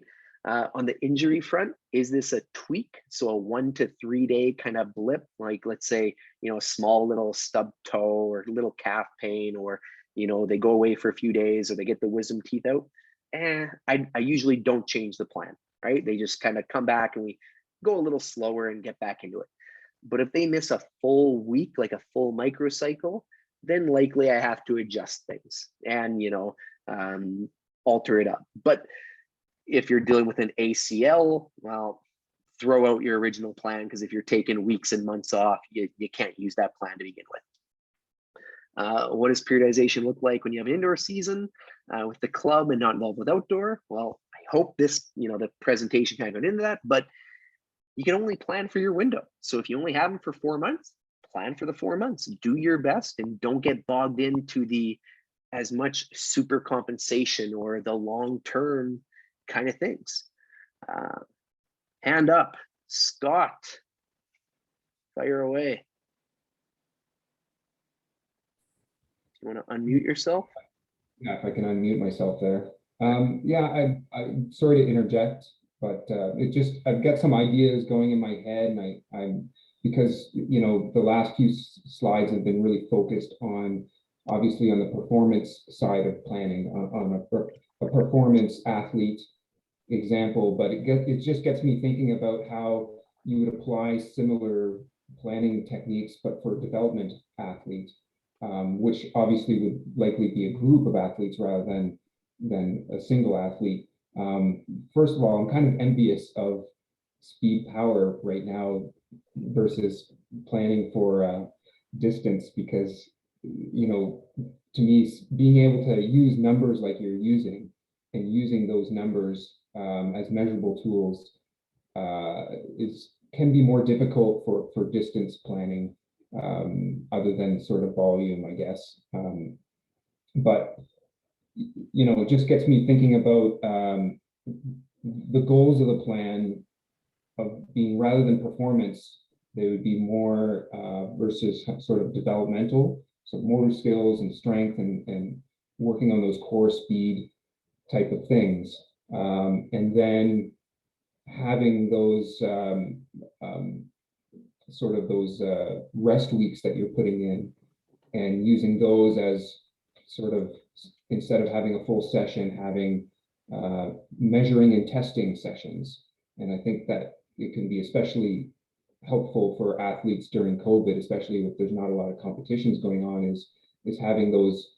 So, focusing the training more on the tools as a means to an end, and then having those measuring sessions in there, and planning towards those measuring sessions, I guess, kind of thing, instead of competition. But just sort of a Yeah, general comment, I guess, that I yeah, was. and so it's funny that you kind of say endurance, you're almost envious, because I actually think endurance, we have all those metrics, right? I could break it down to 800-meter pace workouts, 1500-meter pace workouts, 3K and more, and then 5K long slow distance, whatever we want to apply.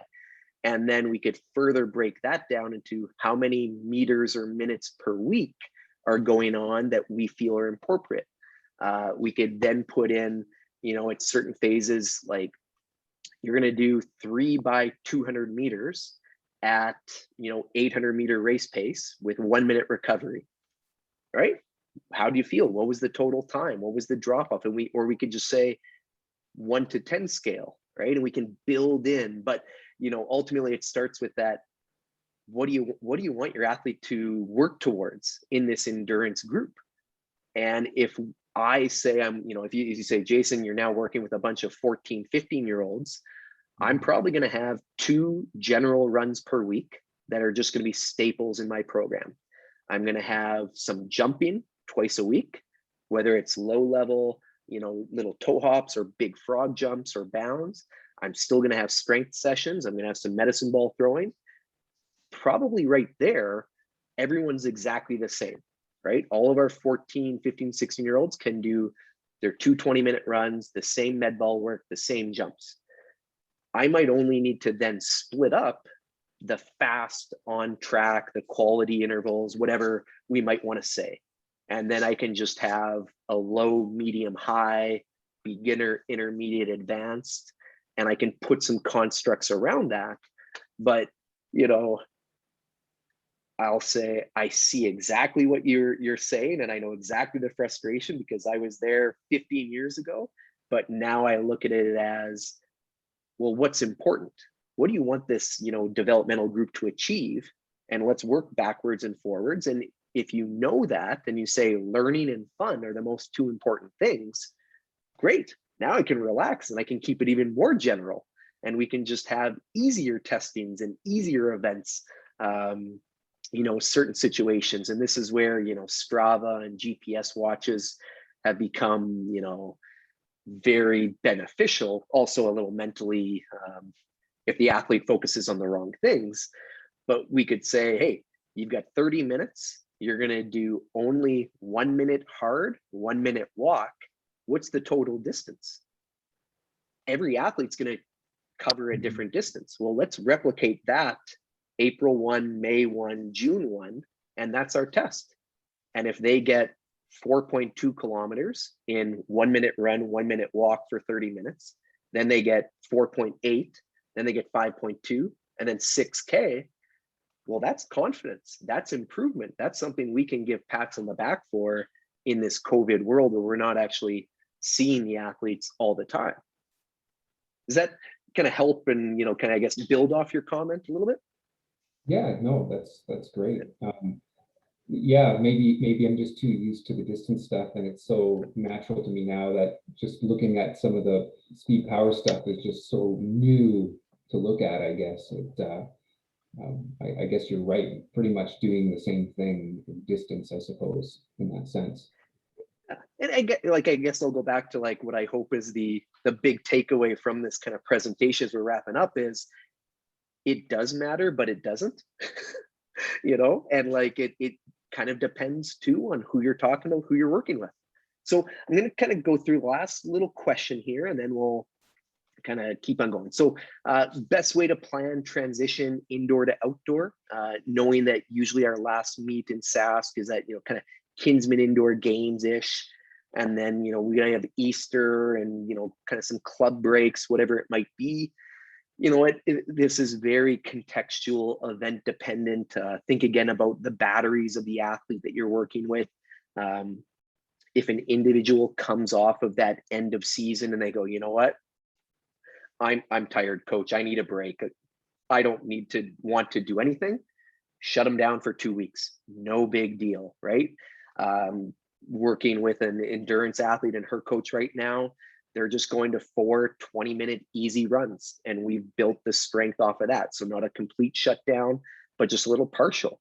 Brianne and Ashton, from Worlds in Beijing 2015 in August to the start of their 2016 season, completely off. I think it was about 10 weeks, absolutely nothing. Like they ended in Beijing, gold medal, world record for Ashton, silver medal for Brianne, and they did not talk for 2.5 months. And then finally, Harry started sending some emails, some phone calls, and it was like, all right, let's get started here. But it was when they were ready to go.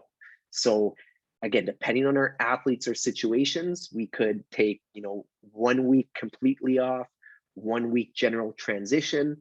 But if your athlete is looking at a standard or competition or needs a early April, May event, that needs to be part of the plan. And then really, here's the end. So open question time as I stop some things, and then we'll take kind of a 2-3 minute, 5-minute little bio break. But any questions, anything at all, clarifications, feedback, your situation, a funny story, anything you want to share?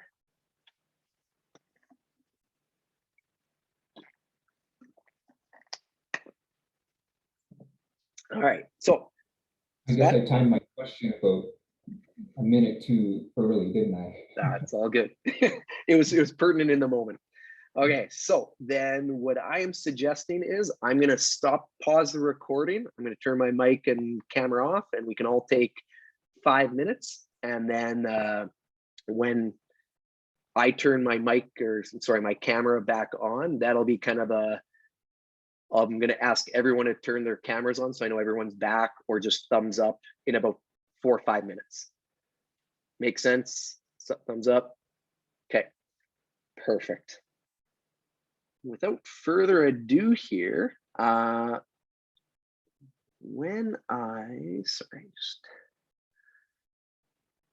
making sure. When I start with that Excel file, okay, so I opened up that, main file, that 2021 YTP file, right? And I'm on Apple MacBook, but have Microsoft. So again, depending on if you're on Windows, what edition you're on, this is where some of where things could be a little different. So easy annual view again. Okay, so at the top here, these are the biggest areas that are the most important, okay, that I'm going to be coming back to. The first one is the paint can. Okay, so what color am I using? Just downward arrow and you go in. So let's assume January, next year, we already know that the 13th, 14th is going to be Sanderson Classic in Saskatchewan. I put that in red. We know that Knights of Columbus is on the schedule. It's the 28, 29. I do that in red. We know that our club shuts down from and let's say Kinsman Indoor is the 15-16. All right. Those are the 3 competitions we're going to take part in. And I can write in Sanderson, I can write KFC, I can write in Kinsman, not to be Saskatoon focused, but just for simplicity's sake. All right. I know also every time we have a competition, I want a full rest day, ideally. So I put in pink. Pink means rest. I know that the day before, I'm going to put in light blue, and that is my pre-comp routine. All right, pre-comp.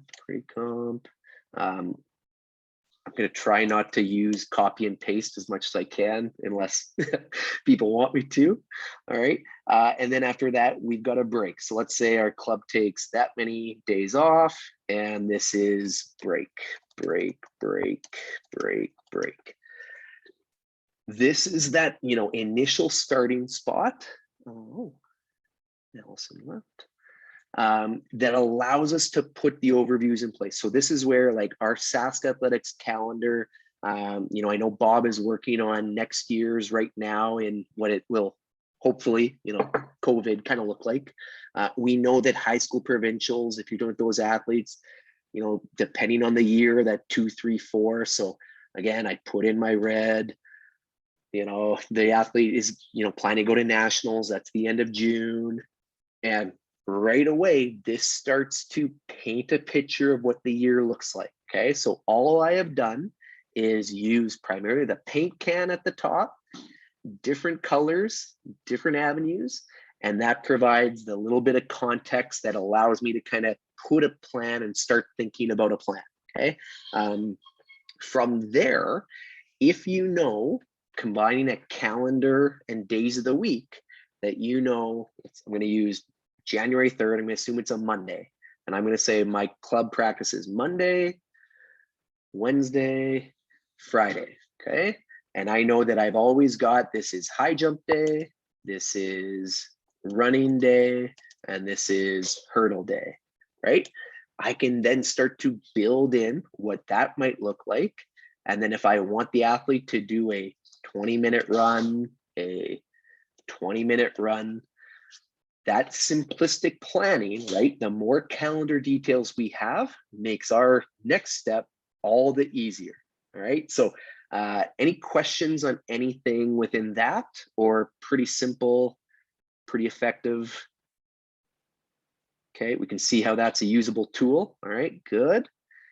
All right. The next tab is directions. And I apologize. And originally this was almost potentially just going to be a send out file with no explanation. And I thought it would just be way too confusing. So, and writing step-by-step directions is a little difficult from a process. So if you start at the top here, don't touch again any of the cells in gold. So within the annual plan and the workouts tabs, the ones in gold are hyperlinked to each other. So if you touch on one, okay, so I can be here, touch on 6, it automatically takes me to that 6th week. And this is where, right, week 30, it'll take us there, and it becomes something that's easy to use. And this is where, no judgments, but paper and pencil and bouncing back and forth, this is why this is a tool that we can use to help us out. All right. The numbers link into each other. So again, don't touch the gold. I thought about locking things and, really restricting you and putting some passwords, but I wanted you to be able to adapt and make this yours and, change it up. So you can delete everything, but just know if you delete a certain row, there's going to be potentially implications down the road. So we'll continue to work on that. Some overview stuff in regards to calendars, training visuals, and I'm going to walk you through how to kind of fill these in and use them. Again, the training numbers and workouts and those linkages, the training overviews and how you define it. Competition details already in here. I split in the file, not this directions page, but on the next annual plan, I separated travel time and the modality, not our F1 Ferraris kind of thing.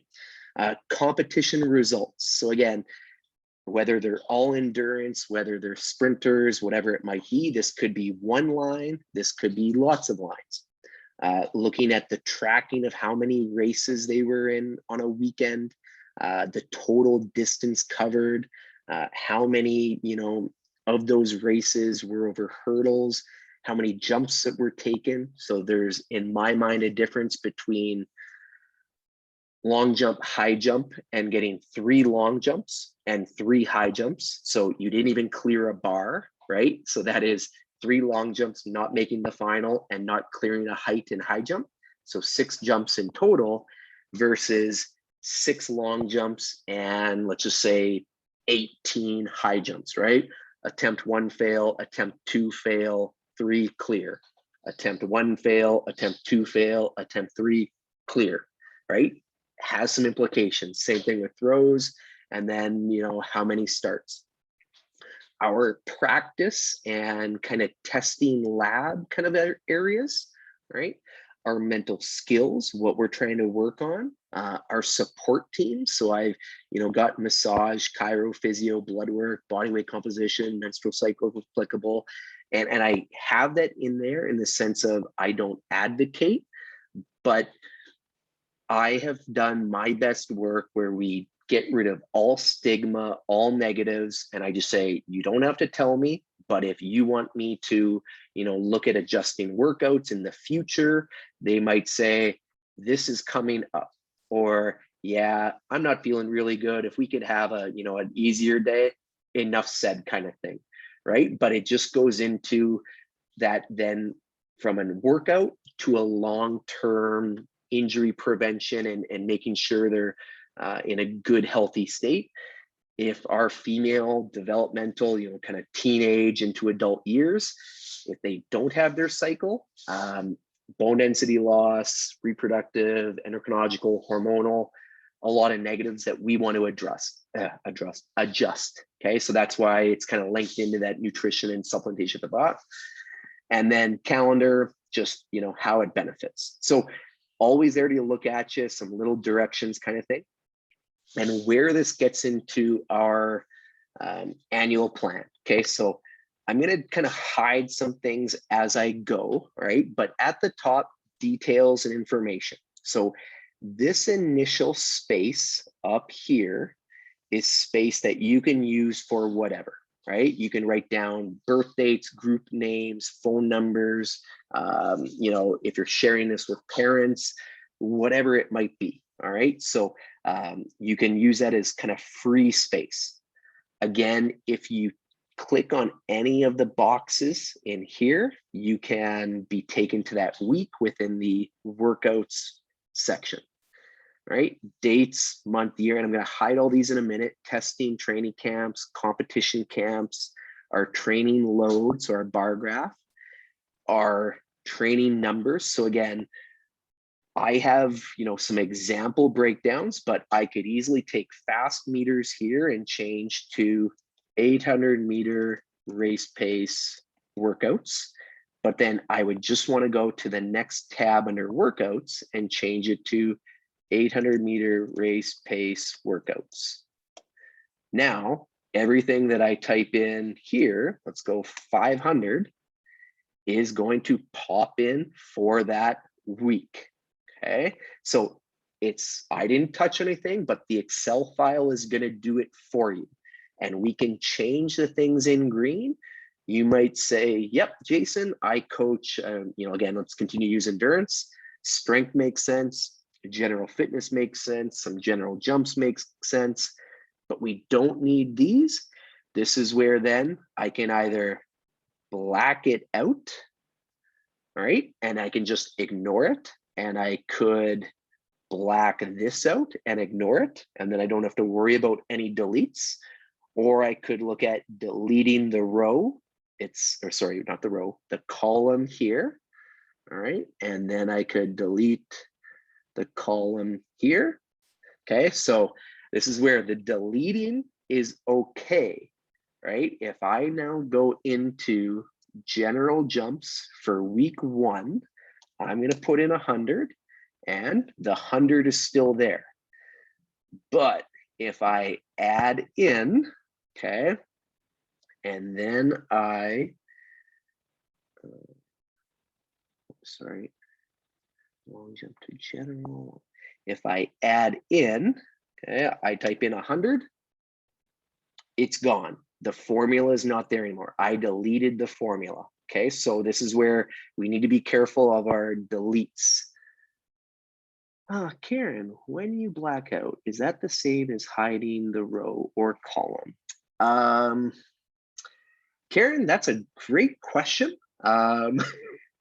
That's more just my simplistic way of knowing that it's not going to disappear and I'm not going to screw up a formula. So I don't right click and hide cells predominantly, but I believe you are correct. And if I then unhide it, it is going to pop back up, but it's just more of a, I'm probably going to forget that that hide was there. So in between rows 29 and 30. So this is more just, you need to be just cognizant of what you're doing. But I think if you're comfortable with Excel and hiding rows, completely okay. Does that help? A little bit? Yep, okay, cool. All right, so I'm just gonna go back on my file here. So one of the other tips, if you do screw up, is in mine, it's like the little reverse arrow. I go back, I go back, I go back, I go back, I go back, and we're back to back,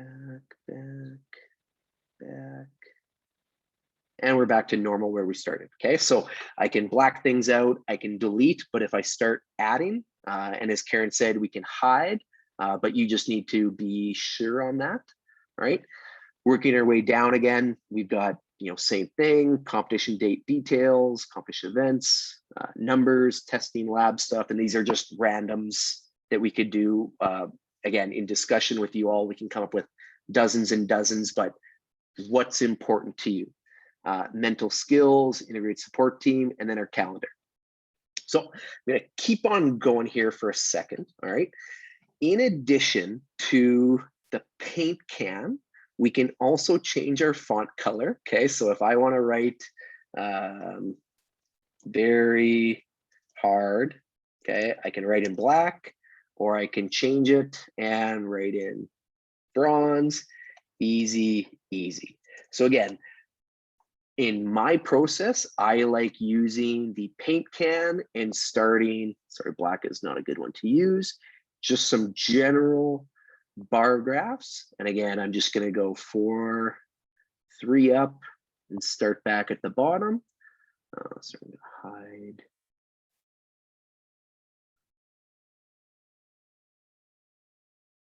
Okay, and it really doesn't matter, again, how I put this together. So right now I'm starting at the start of the season.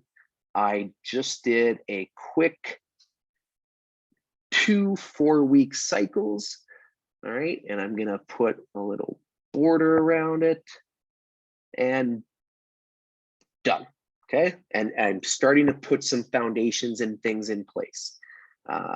Let's also go, and let's go, we're gonna start in September, okay?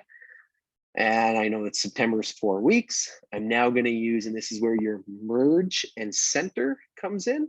So now I've got September. So the calendar worked out beautifully that the month of September and my first 4-week cycle lined up completely well, all right? Dates, let's assume that it was 1, 8, 15, 22, 29. I use the first Monday of the week as just how I put in my dates. So I know that within the month of September here, the month of September was, you know, here. It is for the 2021 summer, sorry, not summer, fall. And right away, then I can then put in, you know, some different colors, make it look all fancy and put it in. All right, I can then put in my next month, and I'm going to assume October. And, let's go a different color there. So right away, the biggest tools that you can, paint can, lines, font colors, size of fonts, whether things are positioned in the left or into the left, to the right or to the middle, and then merge center and kind of wrap text are the biggest ones, right? I'm just gonna stop. Are we good? Like, is everyone kind of following Excel a little bit? Nothing too crazy there. Okay. I apologize if it seems like a very basic question, but some people don't spend as much time living in it as others. Okay. So again, I can put in some very similar, but where the kind of rubber meets the road within that is that annual view, right? That initial first calendar, and then putting those in our annual plan. So again, if I go through and put in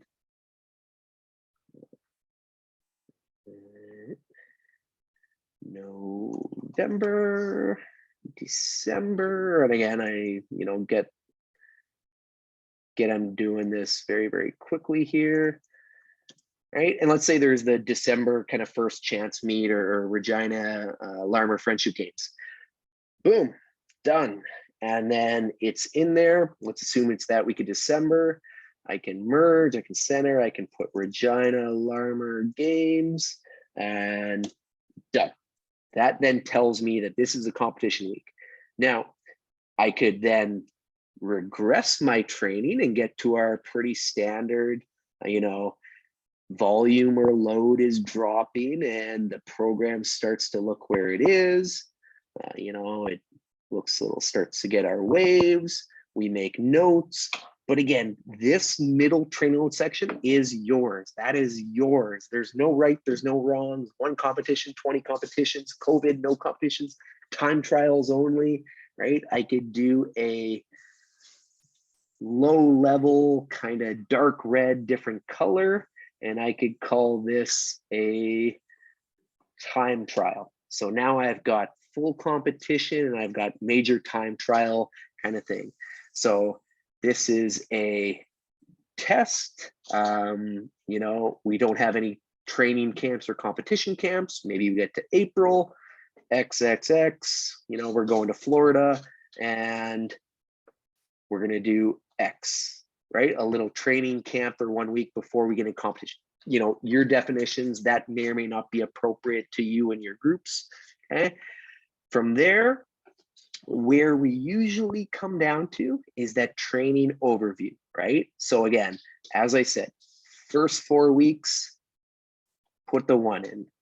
Next 4 weeks, put the 2 in. Next 4 weeks, put in the 3. And you can see these are all 4 weeks. And again, I apologize for not going backwards and forwards, but this is all hypotheticals, right? Within these weeks and elements, what is my phase here? What do I want to work on? So this might be fitness and learning how to train. Done. So that tells me that is kind of where that, and again, pre-comp, post, main comp, specific prep, general prep, up to you. Like the training overview, the definitions, how you're labeling things, don't get bogged down there. I implore you. Sub-phase, right? And what we're working on. So maybe I'm going to combine them. And then under period and goals, I'm going to go general preparation. All right. So a little more of that standard. So I've got my 3 mesocycles. Okay. 1, 2, 3, based around this 12-week general preparation phase. And then my sub phase and phase, I've just lumped into one. And if you're wondering how I just did that, bottom right-hand corner, drag and drop, you get a nice little copy function. And so we've got fitness 2 and specific, let's go pace development. Now this reminds me what I'm trying to work on in here. right? And now we've got fitness 3 and race pace development, right? And again, this is where you're like, whoa, I wouldn't do that. That's not what we're talking about here. We're just talking about putting things in together. This is a step up from what I'm using. Mainly time, the individual workouts, the annual plan is the streamlined from what I am using. So thank you for this tool. Also like where you put the competition training. Oh, sorry, Scott, I see that that's not a direct message. So I'm just trying to figure out and keep track of everything. So glad you're enjoying it. And this is what we're trying to do here, is just make things usable, make them friendly, make it so that this is beneficial for you, right? And notice I haven't talked a workout yet. I've just talked kind of putting in some main elements and details, okay? Training location. All right, because I'm in a Regina mode here, I'm gonna go Douglas Park, right? I've got a track, and so I'm gonna put track, grass fields, and hills, all in the area. And I'm gonna put roads, right? Now I know what tools I have at my disposal within, sorry, so again, I look at this, I put sometimes track, strength, rotation, whatever, right? And good life. Again, you're seeing how I can make this usable for me. Strength phase. So again, similar concepts. I want to follow my general 3+1, 3+1. I'm going to make sure they're the same 4-week blocks here.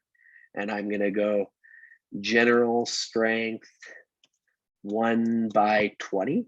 I'm going to go and general strength 2/10, general strength 3 forgive the spelling mistakes here, right? So this is how I'm going to put in my phases, and I'm giving myself a little bit of notes on what I might program, okay? Strength goal in here, 1, 2, 3. I'm just gonna go fitness and strength. Then overall strength plus yada yada. Again, general hypertrophy, general strength, maximum strength, power, speed conversion 1, speed can power 2. Like there's thousands of things that you could put in there that are up to you, right? Let's continue to use my Larmer games here in column R. And again, you'll see where I'm going here, okay? Regina, Larmer. We're gonna travel by car. It is 3 hours, I'll round up, from Saskatoon. And this is a regional meet that I'm just gonna use as R, all right? Just a little bit of nuance that allows me to keep track of demands, because this will or should impact your coaching the week before, all right? The other thing is, if it's kind of cool to look at, and this is more just me being a nerd, how much travel time in a year do you have? Internationally, again, why are athletes performing very well right now? Who are those who are able? Because I don't think they have had the 200+ hours of travel, 300+, 400+, 500+ hours of travel that comes in from March of 2020 into March of 2021, where you're at. Building on, you can expand on that. Event 1, 60 meter, 200 meter, 300 meter, 400 meter, sorry, not 4,000 meter, 400 meter, 800 meter, okay? Goes in. I can easily put in 7.50. I can put in one, I'm gonna use 224.66. Now, if I go 122.10, it works out. If I go 122.13, it's still rounded it down. So it is set to round things down from a simplicity standpoint. Right click, format cells, all right? And then go under the number column. And again, this is why I'm providing everything and allows you to look through it again. You can then drop down and select what you want. and it should, sorry, no, format cells. You can choose the variation of what you want. I can choose this number and whatever. If you choose some goofiness, it isn't wrong, but it can just screw up the formulas at the end and what we're working with. So again, if you run into problems and you're working with this and you need some help, let me know down the road. I can work with you to try and tweak it for your event or distances. But the second I go 122.13S, so I put the S in there, it is going to null and void the math. Okay, so you can see this is where you're like, oh crap, Jason, you lost me. It's okay, don't worry, kind of thing. Competition numbers. So again, let's say they had 3 races on this day. They ran a 60, a 200, and a 300. My math tells me it's 560 meters. 0 starts, 0 jumps, 0 throws, 0 hurdle starts, 0 hurdle meters.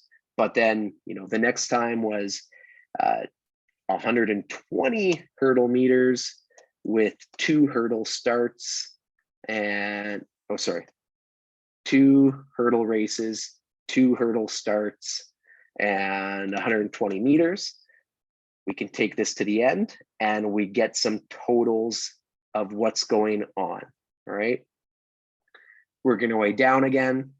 We do 30-meter testing, 3.33, 3.35, 3.36, 3.37. Go to the end. What was my fastest? Sorry, my slowest, the max, my minimum, the fastest, the average, and then the standard deviation. So again, a little bit math heavy, but if we can tell the athletes the average is getting faster as we go, that's better, right? We can build confidence. Okay, mental skills, introduce, goal setting, and maybe we're just talking goals the first 2 weeks. And then we're gonna have, you know, visualization around goal setting and motivation. So why are they coming to practice? Why are they going for runs where it's starting to get cold out? We can build those in. Again, all I've been using is type text. I can color code if it makes it easier to separate things. I can put in different lines. I can orientate in different directions. A lot of those things are just at the top in some of our formatting. Our IST stuff, again, massage X, massage X, massage X. If you're getting ferritin levels, blood work, especially with females, 10 to 40 is kind of defined as like health, but as athletes, I know some programs want over 100, right? I can go 15, then they get tested 3 months later and they're at 35 because they're on some iron supplementation, great. But then they go back down to a 27. Okay, is this a red flag? Is this a concern? Or is this something we just want to talk to our nutritionist about or doctor kind of thing? And then we get to 50. Okay, good, we're back. We had a little blip, but that's okay. Menstrual cycle, again, if applicable, X, fairly consistent is what we want to see, yada, yada, yada. Nutrition meetings, consults, 3-day logs, any supplements, yada, yada. The weeks at the bottom, again, are exactly the same. They're just copied from above, all right? So they'll take you there. And again, I can take my dates here.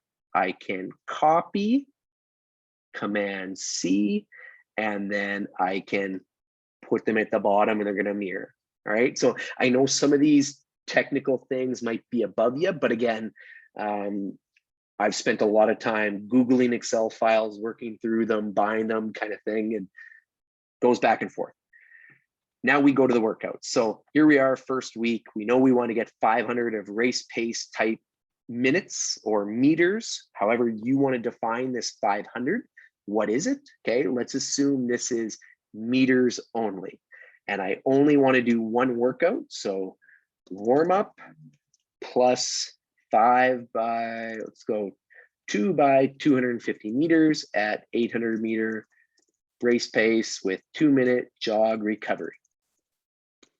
And plus cool down. done. Okay, that workout is done. So if I had this only for my week, right, that week's workout is done. I'm seeing the athlete one time, or I'm giving them one workout, and that's what it looks like.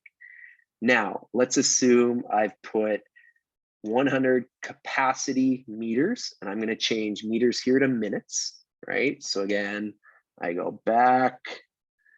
I'm going to change here, capacity minutes. So you see capacity minutes, slow minutes. There's 100 already there. Go back, click on 2. Here we are.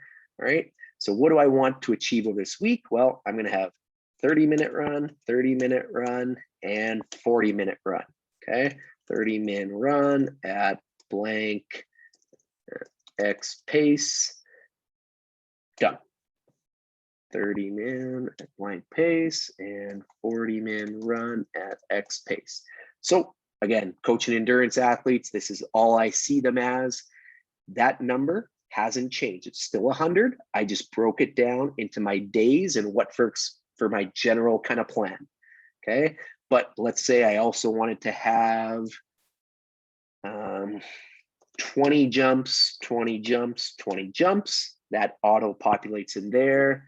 That auto populates down here. Go back to workouts. I want them to be on the same day, and I'm just going to use a plus sign for me. 2x10 vertical jump, quick and reactive. 2-min set rest, right? Done, done, done. So on this day, it's 2x10 vertical jump. On this day, 4x5 vertical jump with 1-min rest between each set, right? And I will talk with the athletes. I'll give them more details, whatever. Again, the whole point here is this guides me forward, backward, front, back, and then I can look at my bar graph here and say, okay, week 1 was 500 meters. I equated that load with these easy, medium, whatever it might be, right? It's just context dependent. But then the next week in my mind, 100 minutes and 60 jumps was a little bit harder, right? What does the third week look like? And then the fourth week, I want to step back. I want to build. I want to get them up. Like, this is the part, right, where it doesn't matter what you put in, but you're just combining things for your benefit, right? Just going to keep on kind of working. So let's say we start and, we know that the 44th week is June, and let's go 1, 8, 15, 22. Well, I know that let's assume this is June 2021. This week is the national championships. All right. And maybe I'll merge this, look really cool. I can change the direction, right? So now if I look at this is my national championship. So I started at the front. Now maybe I'm working at the back, or maybe I start at the back and I'm working at the front. It really doesn't matter, personal preference, but I know that I'm going to have a decrease here, a decrease here. I don't have any trials or anything else, a decrease here. And for this athlete in this situation, we're going to have, a 3-week decrease heading to nationals so that they're rested. I know that intensity is still high. So if I go to week 42, this is an 800-meter runner again. They're doing, 1,600 meters of race pace type work. Then we might do 1,200 meters, and then let's say 8. And I know this seems like no volume kind of thing, right? But now the plan shows, so 1,600, 1,200, 800. So if you only have one variable, if we delete every single row except for that workout, we could align this bar graph exactly the same to only 800 meters. And I could, in theory, periodize and plan based off only one variable. Very simple, very simplistic. I could, do the same thing with, 800-meter race pace and 20-minute easy runs, right? So the amount of training numbers and variables you have increases the complexity of your bar graphs, which makes things more difficult. So the question is, Jason, can I do multiple bar graphs for multiple things? Absolutely. This is just going to become more vertically orientated in how this looks. It's just going to become longer, and that's completely fine. But where it gets to is, how does this little bar graph make sense and work along the way? Okay, so again, paint cans,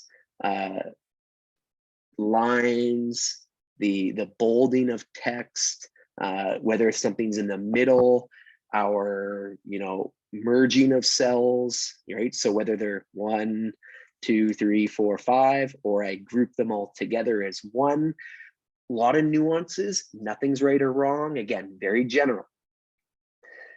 Leads into the workouts. And again, I can combine our mesocycle 1. So if we look here, my first mesocycle was 1, 2, 3, 4 weeks. So then I can go under workouts, 1, 2, 3, 4. Merge 1. So this first mesocycle, 4 weeks, there it is. So then everything that I do here, again, in my understanding, in my coaching, how I apply it, this is all going to be a similar theme. I'm going to lump this together in my activities, menu items, right? Everything I'm trying to work on. We go to meso 2, 5 to 8, same thing. I'm going to merge. I'm going to go 2. I'm going to change the color to here, which might have matched here, or vice versa, or it's the same colors, there's the same themes, whatever it might be. But then this is going to follow its own theme, and things are going to line up, and I might be doing certain drills in a specific way based off of this. And this is where, again, forward, backward. So if we go to week, what did we say? Week 45. So I go to week 45 here, and I know that this is going to be a red week, and they're going to have nationals, heats, 800 meter, nationals, semi 800 meter, nationals, final 800 meter. And then we know that this is usually 200 to make it through. Usually 158 to make it through. Usually in the final, and the athlete's got a goal of a medal, usually this is around 153-ish, right? Now I know of what the needs are, right? Based off my data. I know that they're going to run 800 at this pace, 800 at this pace, 800 at this pace. So again, I can go back, and now look at that. That week, we've got 2,400 meters of race pace work.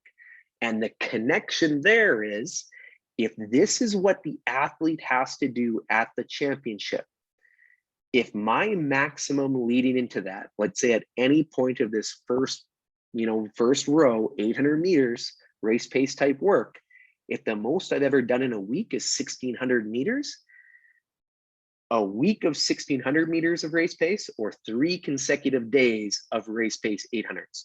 If you showed this to me and said, Jason, do you think they're going to be prepared for this? I'll say maybe, but it's unlikely, right? So how are we preparing? And again, this is just to show the connections, looking backward, looking forward. And then, let's assume the athlete's done their season, no national teams, no competitions. They're going on a 3-week cruise. I put in blank, pink. I always love pink for rest and recovery. And boom, now they're resting. And then they're going to come back with 3 weeks of 20-minute runs. I can build that in, right? How do I do this? How do I do this? Again, from the details, from the competitions, from the data, from our daily monitoring. So how workouts are going. So, again, just suggestions, some added files here. Sleep right? How long? A lot of our smart app phones can do this very easily. Our quality of sleep, tiredness, their appetite, competitive willingness, how much recovery stuff they're doing. And again, strength routine, yes and no. Insert row, massage, done, sure, yes, yes, yes, right? It can give me more information as a coach. Right click, insert row, delete row, all things that can be done here, not to get stressed out about. 1 to 10 scales on, stress, joy. So again, remember how I said final exam or midterms, we usually see this stress level go. So let's assume this is December is the month. Well, it might be a 1, 2, 3, 4, and then first final 10, 10, 10, 10, 10. They are stressed, right? I can create different ways. I don't have this set up here, but I can create ways that this will color code, do a lot of neat things. How you work with this with your athletes on a day-to-day level, maybe the really advanced ones, this is needed. I have done with university level athletes, sad face, smiley face. That's it. Just yes or no. Are you stressed? Are you not? Right? We can keep this really, really simple. And for kids, they can then start to look at things. Competition debriefs. Again, we know the results of a competition, but let's continue to use a 2 flat 800 meter, let's assume male, because females, hey, that'd be awesome, right? Was that a PB, or was that a good technical race, but not a tactical race? Was it good speed, good finish, but they got boxed in? This can, right? If we only see the number, we can skew our thought process around the coaching, and we might have a negative mindset because their goal was 2 minutes, but they only ran 2:02. But in reality, they got boxed in, they lost focus, whatever it might be. And it was actually a really good run considering, and it's not that they're actually slow. Okay. And then same thing with the seasonal debriefs, getting your athletes, and again, more for those consistent groups and those regular bases. They can use them, they can fill it out, and you can get more information, more data. You can see if they say, I feel like my max velocity is a 10. I feel like a 5. It's really good. My speed endurance is a 5. My endurance is a 5. But my strength, so this is the athlete, I still feel it's a 1. Okay. And then they feel that their power development is a 2.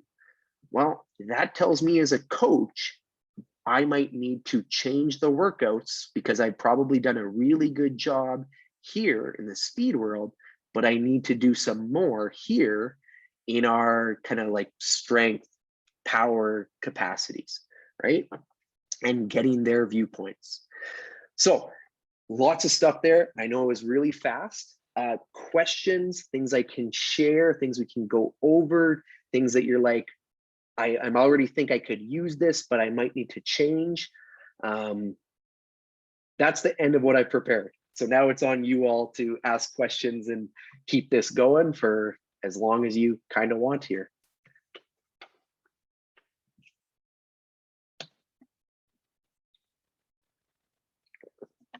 Unmute yourself, mics, chat box. Scott, how to freeze pains on the annual plan. Okay, so great question, Scott. So bringing this back on the annual plan. So within the, where am I here? View at the top, okay, and how mine is laid out. Freeze panes, freeze top row, freeze column. I can highlight a cell, okay, so in this case, I've highlighted column L, and then I am going to go freeze pane, right? From there, I can go forwards and backwards. So then I can compare things side by side, every which way. I'm going to unfreeze the pane. If you see freeze first column and where my I fought with this for a while. If I go freeze first column, it only does column A. So I can expand A here. A is the only thing. So now if I'm only looking at testing and lab numbers, but I don't know which ones, freezing the first column might not help you out. And that's why I've got lots of variations. So I'm going to unfreeze, and then I'm going to highlight A and B. Sorry, highlight A and B, freeze the panes.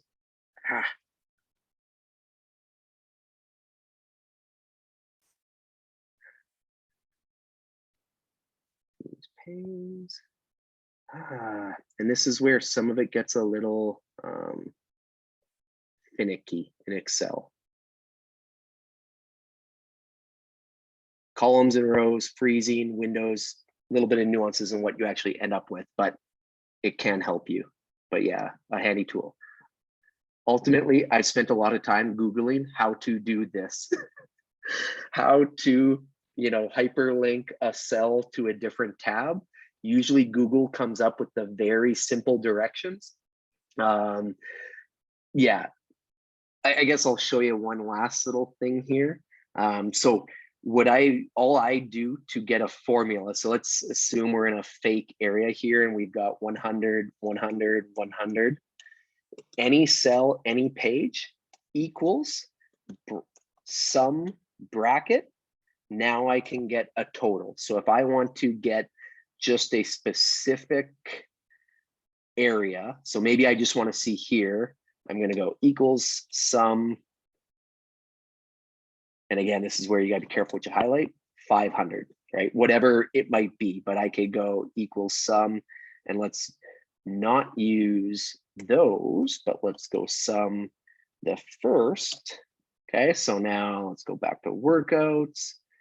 At the top, I'm going to put in another 500. I go back. Now I've got a little note here that says currently week 1, week 2 in this area. I'm going to go back. I'm going to freeze. Okay, so my major element here is I'm looking at 800-meter race pace below. That's what I'm primarily looking at within all of this area. Okay, so that's where my loading comes from. So again, I can build this, I can expand it around where I am at. Oh, great tool. Very welcome, very welcome. Okay.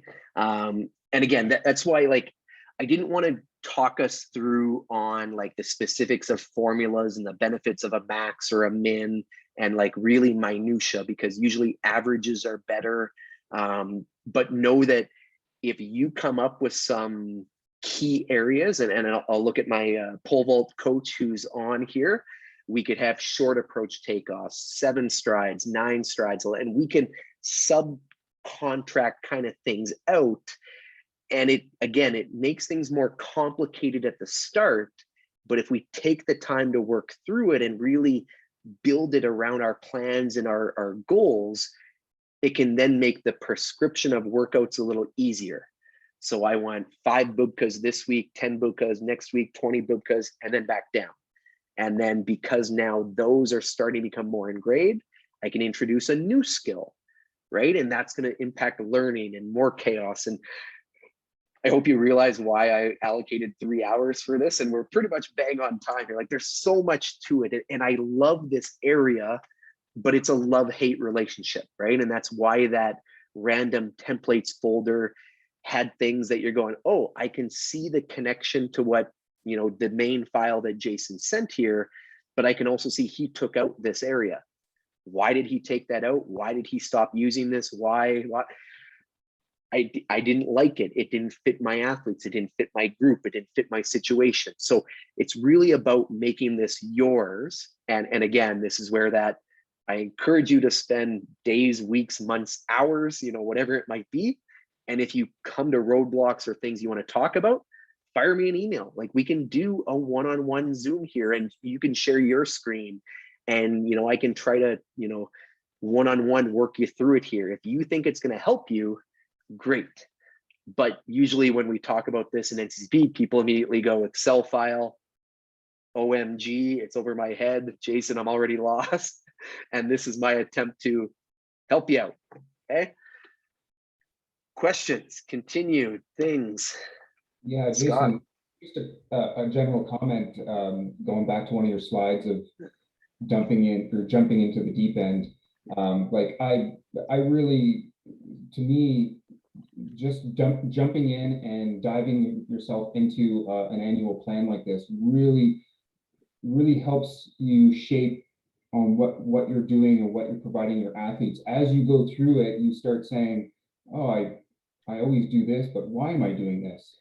Well, maybe I need to change this. Maybe it gets you thinking. Just going through the process of planning, if anything, it will really make you start to look at yourself and the way that you're coaching and what you're doing, whether it's effective or not. Just going through the planning process itself. So Gold star, Scott. Like, absolutely right. Like, which is more important, that you have this beautiful Excel file, or that you're with your athletes and they're, you know, happy, healthy, and doing good workouts?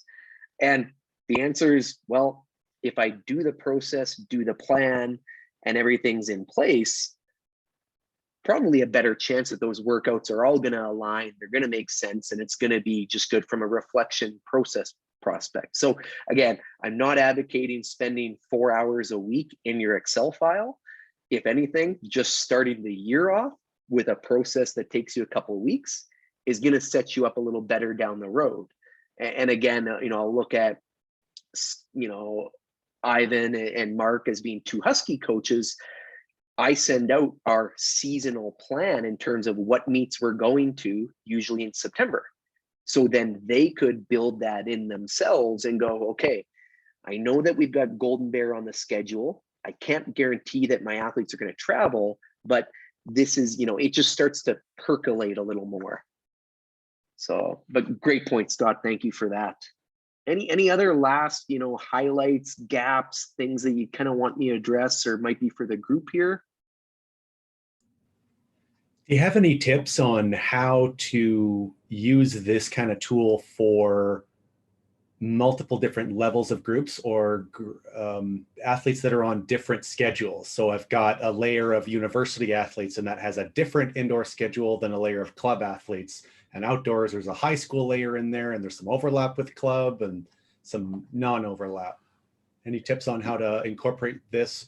Do you use 3 of these or 1 of these with like 3 different parts or something? So usually I would keep the main YTP the same, but then I might just triplicate the loading graph, because the competitions are probably like Sanderson, Golden Bear, Knights of Columbus. Those are going to stay the same. But if I have my, you know, first rows of 10 is my beginner group, my second rows of 10 are my intermediate group, my third row of 10. So it's looking at combinations of that is my go-to, or having 3 different Excel files. When you start to look at the overlaps, graphs are going to start to get too complicated and it's not going to be comparable. So you either need to separate it within the one and just know kind of the generals of your breakdown, or you do 3 files and you kind of try and keep the same. But so again, Mark, no perfect answer, but if you play around and kind of establish what works for you, there are ways to visually add cells, delete cells, create hyperlinks that, like, we could have the one YTP page, but then we could just change the hyperlinks within those actual workouts, that it could go to workouts for beginners.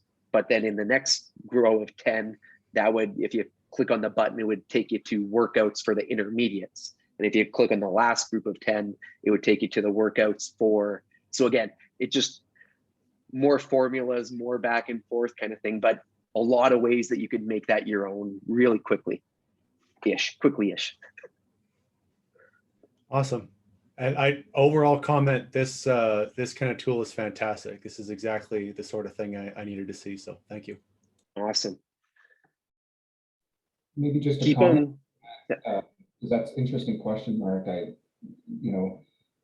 guess you could probably create multiple workout tabs what the workouts would be for each group. And then you could reproduce, like Jason said, you'd keep probably similar loads if they have the same competitions, and then you could recreate the columns of where it totals everything up for each group. I suppose it would create a long page, but again, with the freezing of panes and stuff, depending on what you want to be looking at that time, then at least it's all on one Excel sheet. Maybe just a thought, I guess. Yep, no, perfectly right, Scott. And that's where, again, like I rock usually 2 to 5 of these a year, full different files based off the individual athlete or group. And like there's a couple of them that are opposites of each other, right? Because the athletes, the goals, the situations are, and again, if I look at Michelle Harrison, last year we had a week in California to 2 weeks in Japan to then 3 weeks in Taiwan was the plan. Well, none of my other athletes that I work with had that schedule, right? So it needed to be very, very different. And this is where if you got elementary, high school, university, runners, jumpers, throwers, it all kind of comes in. But if you do the thinking and you start to kind of reflect, you'll probably get it, or you can ask the question to, events, groups like this, and, group think is a great way to come up with ideas too. I'm a huge proponent of getting together with coaching colleagues and saying, hey, every Friday night at 8 p.m., we're going to talk YTPs we're not, but you get what I'm kind of saying, because you can get some real good ideas there in terms of how things work.